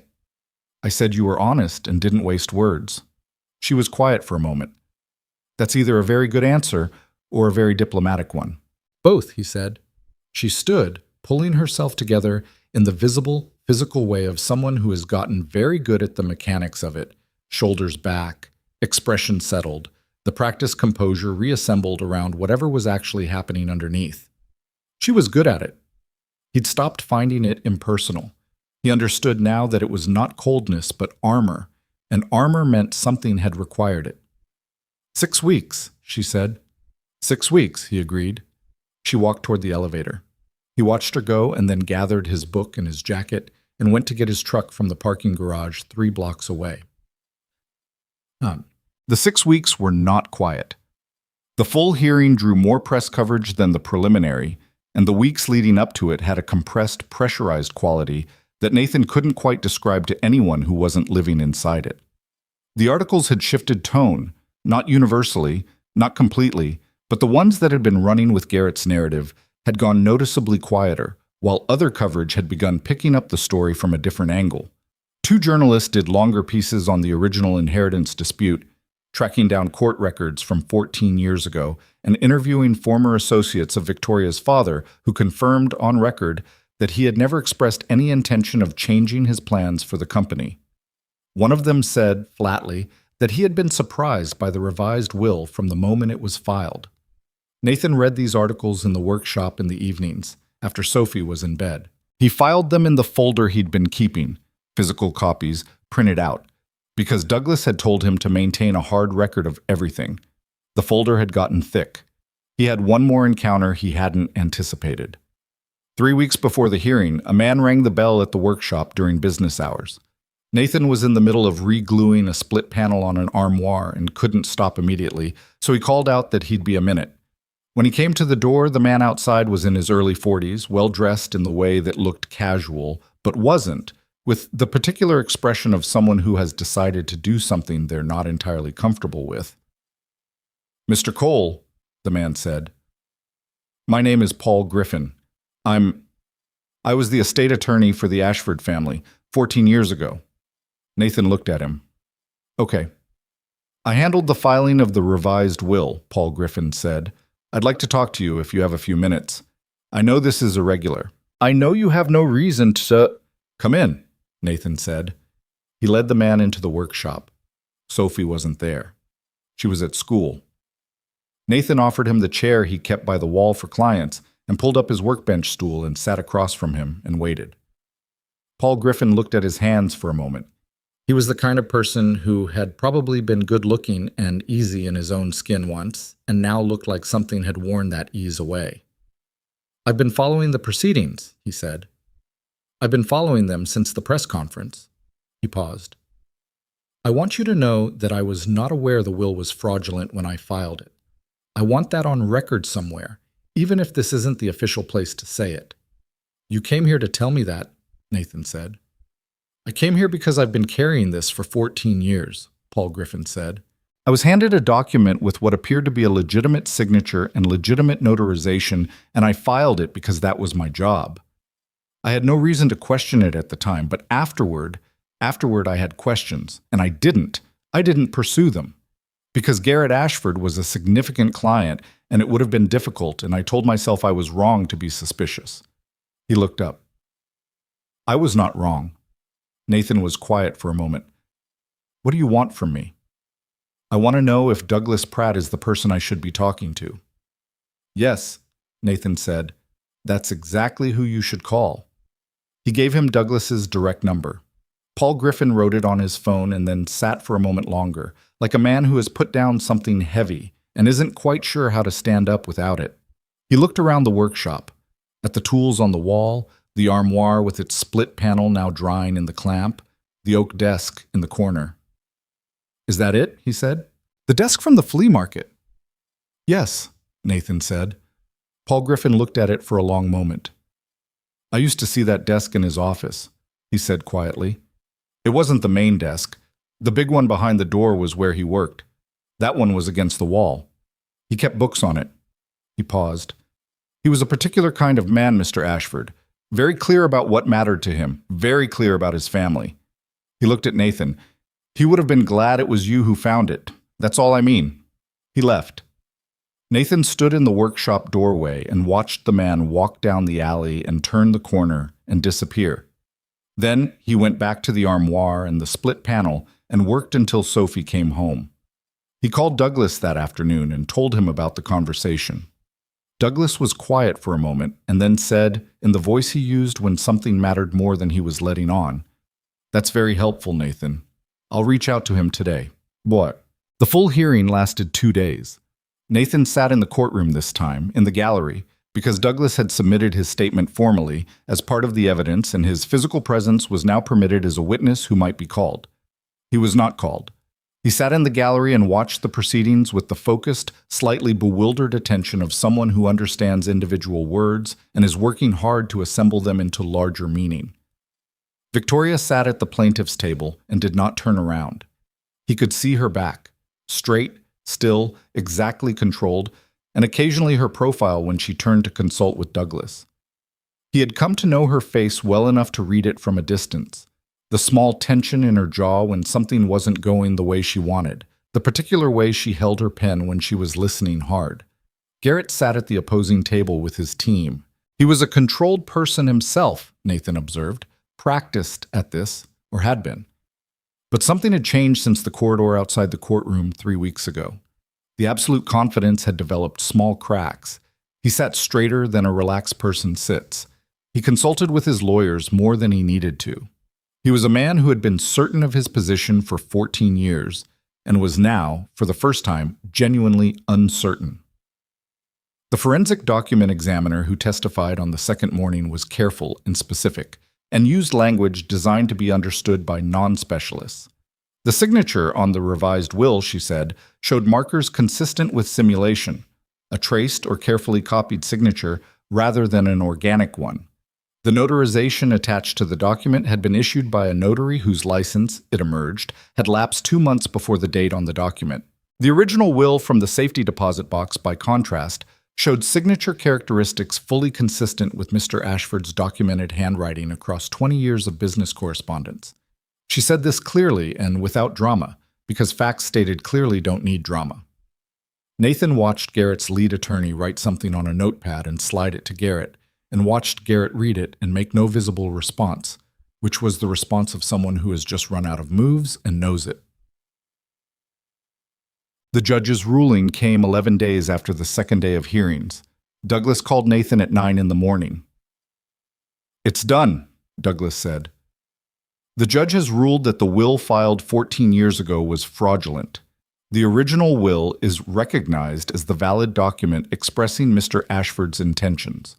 Victoria is awarded control of the estate and the company, effective upon completion of the administrative transfer. He paused. Garrett is facing referral for criminal investigation for fraud and document falsification. That's a separate proceeding. It will take time. But the referral has been made. Nathan sat down on the workbench stool. He hadn't fully realized, until this moment, how much weight he'd been carrying in the form of the possibility that it might go the other way. "And Victoria?" he said. She's all right," Douglas said in the tone of someone who has seen her and is choosing his words carefully. "She got the call before yours. She's handling it." He called her 20 minutes later. She answered on the second ring. "Douglas told me," Nathan said. "I know." Her voice was different from every other time he'd heard it. Not weaker, nothing close to weak, but stripped of the careful layering, like a piece of wood with all the old finish finally gone. "I don't quite know what to do with it," she said. "I keep starting sentences and not finishing them." "You don't have to do anything with it right now," he said. A pause. 14 years ago, I sat in my father's house while Garrett walked out with everything. I was 22 and I had $600 in my account and a business degree I hadn't finished using yet. I remember thinking that the worst thing about it was not even the money. The worst thing was that I couldn't prove what I knew. Her voice stayed level, but barely. "And now someone can." "Your father could," Nathan said. "He just needed someone to find the letter." She was quiet for a long moment. "You know what the worst part is? I used to be angry at him for not fighting harder when he was alive, for not making it impossible to contest." She paused. "And then I read the letter and understood that he knew. He knew what Garrett might do, and he did the best thing he could think of with the time he had left. He hid the truth somewhere he thought I'd eventually find it." A breath. "He just couldn't have predicted that the desk would end up in a flea market." "No," Nathan said. "He couldn't have predicted me." Something that might have been a short, unguarded laugh. "No," she said. "He could not have predicted you."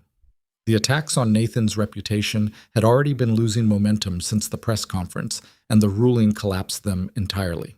The financial publications that had run the skeptical pieces ran corrections or follow-ups that functionally amounted to corrections. In the cautious, legalistic language of outlets that don't like to be wrong and won't say so directly. The 2 clients who had postponed their commissions called back within a week. 3 new clients called who had seen the press conference footage and wanted work done. One of them specifically requested the oak desk in the corner of his workshop, which Nathan declined to sell politely because it wasn't for sale. He was in the workshop on a Thursday afternoon, the week after the ruling, when Sophie came home from school and dropped her bag by the door and climbed up on the stool she used when she watched him work. She sat for a while without saying anything, which was unusual enough that he noticed. "Everything okay?" he said. "Ms. Reyes showed us an article today," Sophie said. "About you. She said it was a good example of civic something." "Civic responsibility, probably." "That." Sophie looked at the desk. She asked if anyone knew you personally. Nathan looked up from the piece he was working on. "What did you say?"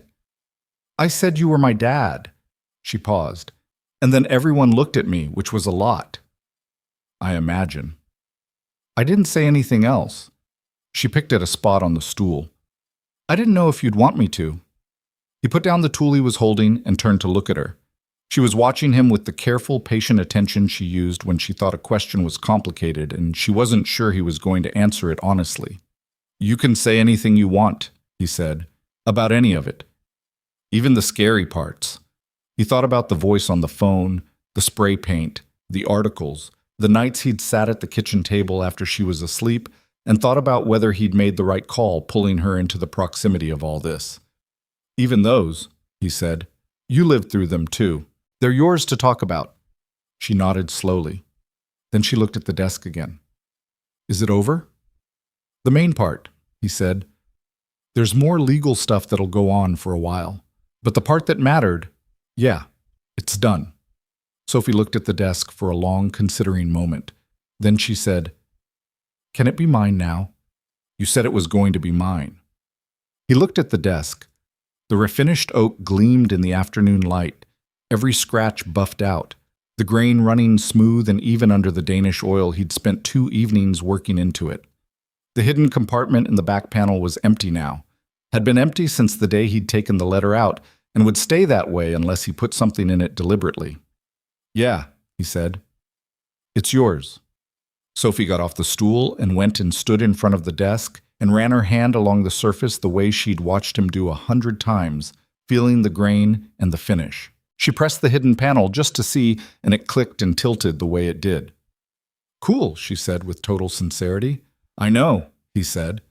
She pressed it shut again and stood back and looked at it with the expression of someone taking possession of something that has been a long time coming.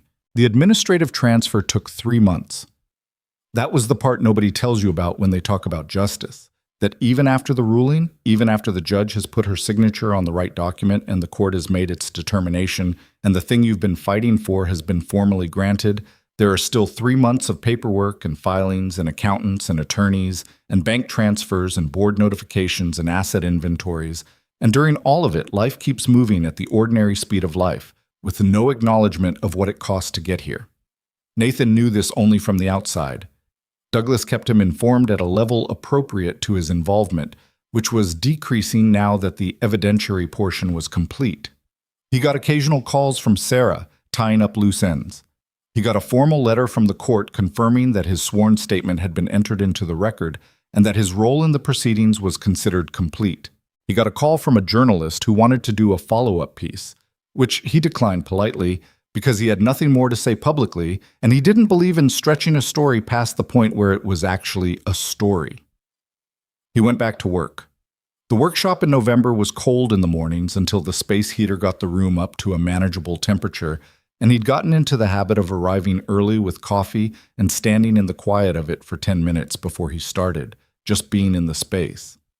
He'd done this for years, actually, before any of this had started. He'd just stopped noticing it, and now he noticed it again. The cabinet door that had needed refitting, he finished. An armoire someone had brought in for restoration, he completed and delivered. He took on 3 new commissions from people who had found him through the press coverage: a dining table, a set of bookshelves, and a rocking chair for a woman who was expecting her first child in the spring and wanted something that would last. He spent a Tuesday afternoon on the phone with his uncle, not about money this time, just talking, which was something he should have done more often and hadn't. Sophie's desk moved from the workshop to her room on a Saturday in early November. She directed the operation from the hallway with the focused authority of a general, telling him which way to angle it through the door and where exactly it should sit against the wall, which was neither the obvious place nor, once it was positioned, the wrong one. She had a precise spatial imagination, his daughter. She could look at a space and see what it wanted. He wondered sometimes where that came from, whether it was something she'd absorbed from watching him work or something she'd arrived with. He assembled her things on it: the lamp from the nightstand she'd outgrown, a small jar she kept pencils in, the green notebook she used for writing stories she didn't share with anyone. She sat in the chair he'd pulled up to it and put her hands flat on the surface and looked at her room from the new angle the desk gave her and said, "Yeah," in the tone of someone who has confirmed a hypothesis. "Good?" he said. "Really good," she said. She pressed the hidden panel. It had become a reflex, checking it every time she sat down, the way you check a lock you've already locked. It clicked open, tilted, empty. She pressed it shut. "I'm going to put something in it," she said. "What?" She thought about it. "I don't know yet. It has to be the right thing." She looked at him seriously. "You can't just put anything in a hidden compartment. It has to mean something." He looked at his daughter, 7.5 years old, sitting at a desk that had carried a secret through 14 years of silence, already understanding instinctively what the desk was for and what it required.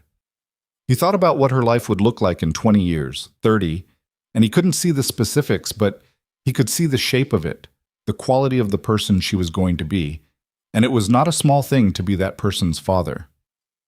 "No," he said, "you can't just put anything in it." Bam, he heard from Victoria in the second week of November. Not through Douglas, not through Sarah, directly, from her personal number, which she hadn't given him before. He was in the truck, just back from a lumber delivery, when his phone buzzed. "The transfer is finalized," she said. "As of this morning." He turned the truck off and sat with that for a second. "How does it feel?" A pause. Not a professional pause, the real kind, where someone is actually trying to answer honestly. "Strange," she said. "I thought I'd feel, I don't know what I thought. Triumphant, maybe, or like something had finally closed." She paused again. "It doesn't feel closed. It feels like the beginning of something I don't have the map for." "What's the something?" "The company. My father's company, which is now, legally it's always been, but now actually." She took a breath. "There are board members who've been there for 14 years. There are people whose livelihoods are tied to decisions my brother made. There's a culture in that building that I had no part in building, and some of which I'm going to have to dismantle." Another breath. "It's enormous. I built Ashford Capital from 6 employees in a 2-room office to where it is now, and I thought that process prepared me for anything. And now I'm standing at the edge of this and realizing that what I built was mine. This is my father's. That's a different thing." Nathan listened to this without interrupting. He understood something about the weight of inheriting. Not money or companies, but the particular weight of a thing someone else built and loved that is now yours to carry forward. He'd inherited his father's eye for furniture, for the bones of things, and it had taken him years to stop feeling like a custodian of someone else's instincts and start feeling like they'd become his own. "You'll figure out what to keep and what to change," he said. "You don't have to know that today." "I know," she said. "That's what I keep telling myself." She paused. "I want to ask you something, and I want you to tell me honestly if you'd rather not." "Okay." "I'd like to see the desk again," she said. "The one from the flea market. I'd like to see it where it is now in your house, not the workshop. I know that's a different kind of ask." He thought about it for exactly as long as it needed. "Sophie will have opinions about where you sit," he said. Something in her voice shifted, loosened. "I would expect nothing less," she said. They settled on a Sunday 2 weeks out. After he hung up, he sat in the parked truck for a moment, thinking about the strangeness of time, how a Saturday morning at a flea market in October could draw a line through everything, and what was on one side of that line was so completely different from what was on the other that it was almost impossible to believe they were the same life. He told Sophie that evening that they were having a visitor in 2 weeks. He told her who. Sophie put down her fork. "Victoria Ashford is coming here," she said. "To our house." "Yes. And she wants to see my desk." "It's still your desk. She just wants to see it." Sophie picked her fork back up and appeared to think through several things simultaneously. "I'll clean my room," she said finally. "You don't have to—" "Dad." She looked at him with the particular patience she used when she thought he was missing something obvious. "Victoria Ashford is coming to see my desk. I'm cleaning my room." He did not argue with this. The 2 weeks between that conversation and the Sunday in question were ordinary in most of the ways that mattered, and quietly charged in ways that were harder to name. He wasn't anxious, exactly. He was aware in the constant, low-level way you're aware of something that has been significant, that something was shifting. Had been shifting, actually, for months, in the small increments that only become visible in retrospect. He and Victoria had talked more in the last 3 months than he'd talked to most people he considered actual friends. Not frequently, and not always for long, but in the particular way of two people who have been through something together and find that the shared experience has created a kind of shorthand. He knew, for instance, that she drank her coffee black and found small talk actively exhausting. He knew that the controlled composure she wore in professional settings cost her something, though she'd never said so directly. He knew that she laughed at unexpected things and was surprised every time she did it, as if laughter was a country she'd lived in once and still had the language for but had spent a long time away from. He didn't examine what any of this meant. He was, by nature and practice, a person who believed in doing the next thing rather than analyzing the thing you were about to do. The next thing was cleaning the house and making sure Sophie's room was presentable and putting something in the slow cooker Sunday morning so it would be ready if it ran late. Victoria arrived at noon in a car she drove herself, which he noticed because he'd half expected a driver. She was wearing jeans and a dark sweater, which was the least formal he'd ever seen her, and she carried a bottle of wine and stood on the porch for a moment looking at the building, a narrow 2-story row house with a small front yard he'd been meaning to do something about since spring, with the evaluating expression she brought to most things. "It looks like you," she said when he opened the door. "What does that mean?" "It means it's functional and the bones are good. And someone clearly fixed that porch rail without getting around to painting it." He looked at the porch rail. She was right.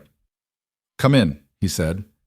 Sophie appeared at the top of the stairs approximately 4 seconds later, which told him she'd been waiting. She came down the stairs with her characteristic contained energy, looked at Victoria with the frank, assessing gaze she gave to everything new, and said, "You're taller than I thought." "You're exactly as described," Victoria said. Sophie considered this. "What did he say?" "That you're opinionated, that you're funny without knowing it, that you ask questions until you actually understand things." She paused. "And something about a beaver dam." Sophie turned to look at Nathan with an expression that contained both reproach and satisfaction in roughly equal measure. Then she turned back to Victoria. "Do you want to see the desk?" "That's why I'm here," Victoria said. Sophie led her upstairs with the gravity of someone showing a guest through a museum she curates personally. Nathan followed a few steps behind and watched from the doorway, while Sophie presented the desk, its position, its surface, the lamp, and the pencil jar, and the green notebook, and finally the hidden panel, which she demonstrated with the practiced ease of long familiarity. Click, tilt, empty. Victoria stood very still for a moment. Nathan watched her face. "It's still the same," she said softly. "The mechanism is exactly the same." "Dad fixed the wood," Sophie said, "but he kept the hidden part the same because he said it was the point of the whole thing." Victoria looked at Nathan. He looked back at her and didn't say anything because it didn't need anything. Victoria reached out and ran her fingers along the inside of the compartment slowly, the way you touch something you've been thinking about for a long time. Her jaw was tight. Her eyes were doing something she was working to control, and he watched her work to control it, and then stop working. Just for a second, and let it be what it was. "My father built this compartment," she said. "Not this desk. This isn't the same desk, but the mechanism. He built the same mechanism into his study desk. He showed it to me when I was 9 years old." She was quiet for a moment. "He said every desk should have a secret." Sophie, to her credit, said nothing. She stood beside the desk and let Victoria have the moment, and Nathan thought, not for the first time, that his daughter understood people better than she got credit for. Victoria pressed the panel shut and stood back and looked at the desk as a whole. "Thank you," she said to Sophie, "for taking care of it." "It's a good desk," Sophie said simply. They went downstairs. Nathan poured coffee, black for Victoria, which he'd already known, and Sophie sat at the kitchen table and was present in the specific way she was present when she was not going to be excluded from something, which was a negotiation Nathan had long since stopped bothering to fight. Victoria sat across the table and wrapped her hands around the mug and looked, for the first time since Nathan had known her, like she was not calculating the angle of the next thing she had to do. "Can I ask you something?" Sophie said to Victoria. "Go ahead," Victoria said. "What are you going to do with the company?" "Your dad's company." Nathan started to say Sophie, but Victoria held up one hand briefly, not to silence him, but to indicate she was going to answer. "I'm going to learn it," she said. "I built my own company for 12 years. I know that company. I know every system and every person and why every decision got made. This one I'm going to have to earn from the inside." She looked at Sophie. "It's going to take time." "But you'll keep it?" "Yes." "Because it was your dad's?" A pause. "Partly," Victoria said, "and partly because it's mine. It was always supposed to be mine, and I spent 14 years building something else because someone took it. Taking it back matters." She looked at Sophie directly. "Does that make sense?" Sophie nodded. "Like if someone took something of mine, I wouldn't just let it go, even if I made something else instead." She paused. I'd still want the thing that was mine. Exactly, Victoria said. Sophie seemed satisfied with this. She got up and got herself a glass of water and stood at the counter drinking it, apparently moving on in her mind to the next thing, in the way she did when a question was fully resolved. Nathan and Victoria sat with the coffee for a while. He told her about the new commissions, the dining table, and the bookshelves. She told him about the first board meeting she'd run at the Ashford Company the week before, how it had gone, which was awkwardly but not catastrophically, and how several of the board members who had been Garrett's allies had tendered their resignations already, which was, she said, both expected and slightly anticlimactic. She told him about Garrett, who was cooperating with the criminal investigation to a limited degree through his attorneys and whose personal legal situation was likely to occupy the next 2 to 3 years of his life, regardless of how it ultimately resolved. Do you feel anything about that? Nathan asked. About what happens to him? She held the mug in both hands and thought about it. I used to think I'd feel satisfaction, she said, when I imagined this moment, and I did, sometimes, in the early years. I imagined how it would feel to have it acknowledged, to have someone in authority say, you were right, it was taken, here it is. She paused. What I actually feel is tired, and something that's close to sad but not quite, because he's my brother. He did an unforgivable thing, and he's my brother, and those two facts have to live together whether I want them to or not. She looked at the table. I'm not going to forgive him. I want to be honest about that. But I don't want to spend what comes next being angry at him either. It's too expensive. Nathan thought about Diane, Sophie's mother, who had left when Sophie was 13 months old and who surfaced occasionally in a birthday card or a brief, uncomfortable call, and the years he'd spent managing the anger about it. The way anger had a cost that you kept paying even when the thing that caused it was long over. Anger as a long-term investment has terrible returns, he said. She looked at him. Then she laughed. The real laugh, the unguarded one, the one that surprised her. That is the most woodworker way to say that. I spend a lot of time calculating what things cost, he said. Sophie came back to the table and sat down and looked between them with the expression she wore when she was deciding whether the adult conversation happening in front of her required her contribution. She apparently decided it did not, and went back to the green notebook she'd brought downstairs, writing in it with the private concentration she brought to her stories. It was, Nathan thought, as ordinary an afternoon as he'd had in months. Which was the thing about ordinary. You didn't value it correctly until you'd been through a long stretch without it. Before Victoria left, she stood in the front room for a moment, looking at the room in the way she had of looking at things, taking it in properly, not just glancing. His furniture, which was nothing he'd made himself but pieces he'd chosen and some he'd repaired, filled the space in the practical, unshowy way of someone who understood what a room was for.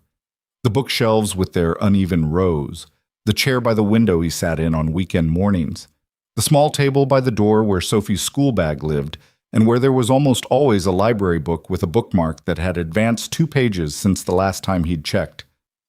I want to show you something, she said. She opened her bag and took out an envelope. It was clean and new, not old, and she held it out to him. He looked at her. Open it, she said. Inside was a single document, formal, typed, with a legal header. He read it and then read it again and then looked up. This is a trust, he said. An education fund, Victoria said. In Sophie's name. It's funded. It will cover tuition through university, wherever she wants to go, whatever she wants to study. She said this in the clear, direct way she said most things, with no performative quality, no waiting for a reaction. I know you'll say you don't want it. I don't want it, he said. I know. She looked at him steadily. Listen to what I'm about to say and don't make a decision until I finish. Can you do that? He said nothing, which she apparently took as assent. You found a letter, she said. You read it when you shouldn't have. You tracked down a stranger. You went to a conference you had no business attending and stood in a corridor and held out an envelope to a woman who could have had you removed from the building. You documented everything. You answered every question from my legal team. You stood in front of cameras and talked about your daughter at a podium and said things that were honest and specific and that changed the public understanding of what was happening. She paused. You recorded a phone call from someone who was threatening you. You kept showing up for months, when showing up cost you clients and cost you sleep and cost your daughter some of her sense of ordinary safety. You did all of that because you found a letter in a desk and you thought it was the right thing to do. She held his gaze. I'm not paying you, she said. I want to be clear about that distinction. You refused payment, and I respected it. This is not payment. This is a woman who had something taken from her when she was 22 years old, who rebuilt her life around the absence of what was taken, who has just gotten it back because a woodworker on a Saturday morning bought the right desk, and who wants to do something for his daughter. Not for him. For her. She looked at the document in his hands. Sophie wants to know things until she actually knows them. That requires education, good education, wherever she decides she wants it. She paused. Let me do this. Nathan stood in his front room with the document and thought about a man writing a letter in a hidden compartment because he was running out of time. He thought about the 14 years that letter had spent in silence. He thought about Sophie at the desk, pressing the panel, pressing it shut, saying, "You can't just put anything in a hidden compartment. It has to mean something." He thought about what this woman had built out of nothing, what it had cost her to build it, what it meant that she was standing in his house on a Sunday afternoon wanting to do something for a 7.5-year-old she'd met 2 hours ago because that 7.5-year-old's father had done the right thing at considerable personal inconvenience. Okay, he said. Victoria nodded. Just once. Small and precise. The nod of someone who has been heard. She's going to have opinions about what she studies, Nathan said. I would be surprised if she didn't. She'll probably argue with her professors. Good, Victoria said. Professors need arguing with. He put the document back in the envelope and held it, and for a moment neither of them said anything. Outside, November was doing its gray, settled thing. No drama, just the end of the year arriving the way it always did, quietly and all at once. Can I say something that might be too honest? He said. That's the only kind of honest I know how to deal with, she said. I'm glad it was this desk, he said. Not because of the legal thing, not because of what it meant for you. I mean those things too, but that's not what I mean right now.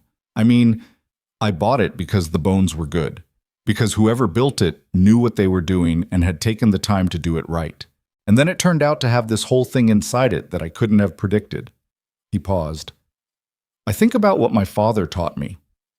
That you look at how something is built, not what it looks like on the outside, but how it actually holds together. And I think that's, I don't know, I think that matters beyond furniture. Victoria looked at him for a moment. The afternoon light through the window was the low, golden kind of November light that doesn't last. And in it, her face had the quality he'd first noticed in the hotel corridor. The controlled tension, but different now. Not releasing exactly, but resting. Like something that had been held at full tension for 14 years and had found, cautiously, that it didn't have to be. My father used to say something, she said.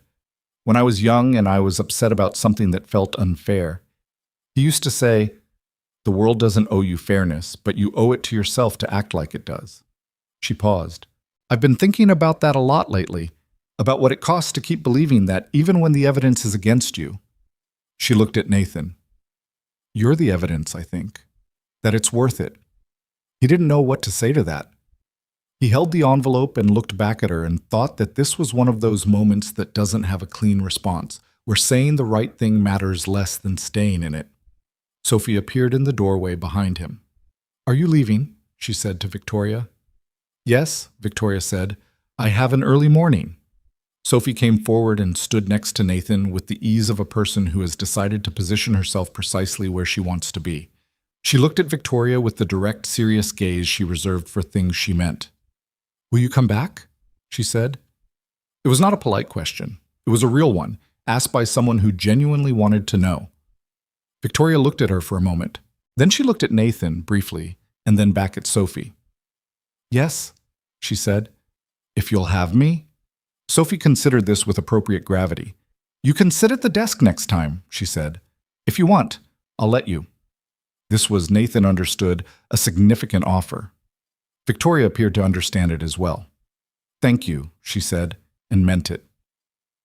But after Victoria left, after the car had pulled away from the curb and the afternoon had settled back into its Sunday quiet. Sophie went back upstairs. Nathan stood in the kitchen for a while, doing the small, necessary things, putting the coffee mugs in the sink, putting the slow cooker leftovers into containers for the week, wiping the counter. The ordinary machinery of a life, running the way it always ran. He thought about what his father used to say at the flea market. You don't always know what you're looking for until you find it. He'd always taken this to mean furniture.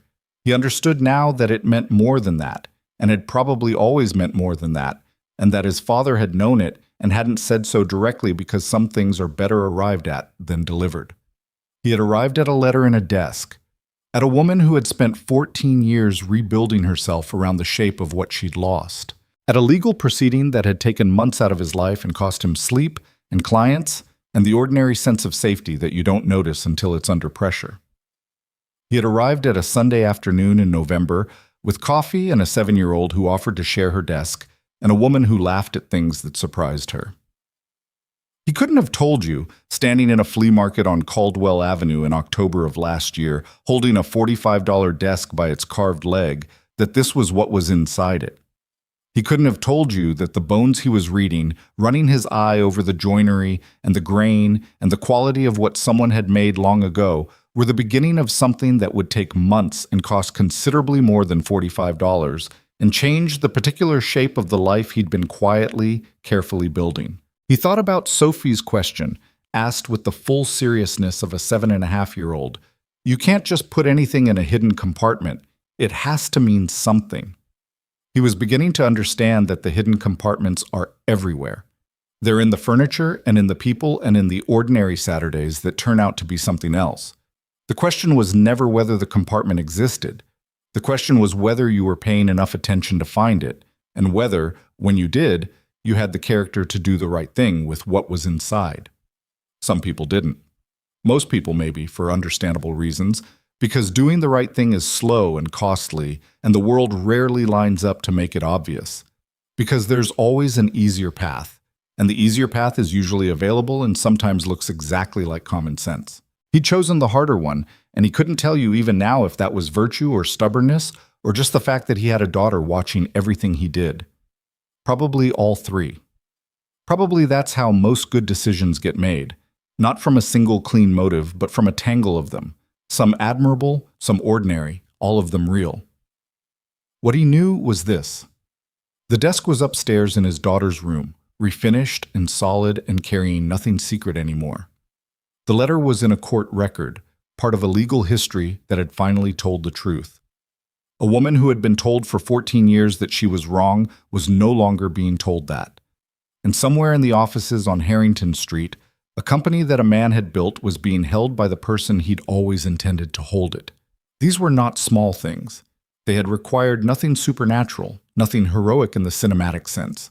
They had required a flea market and a $45 negotiation and a man who couldn't quite leave well enough alone and a daughter who asked the right questions. The world didn't offer a lot of moments where you could look at the exact sequence of choices you'd made and say, yes, that was correct, all of it, start to finish. Nathan Cole was standing in his kitchen on a November Sunday, and he was looking at exactly that. He heard Sophie's footsteps cross overhead. Her room to the hallway, the bathroom, back again. The ordinary percussion of a child living in a house, making the sounds of being home and safe and entirely at ease in the space she occupied. He listened to it and thought that if there was anything he'd wanted to pass to her, it was this. Not the story, not the outcome, but the reflex that had started all of it, the inability to find something that belonged to someone else and leave it there. Don't bend. He dried the coffee mugs and put them away and went upstairs to see what she was working on in her green notebook, and the November evening came down over the city the way it always did, early and gray and entirely indifferent to what had happened in it, which was the nature of cities and of evenings and of time, moving forward without ceremony, carrying everything with it, making room for whatever comes next.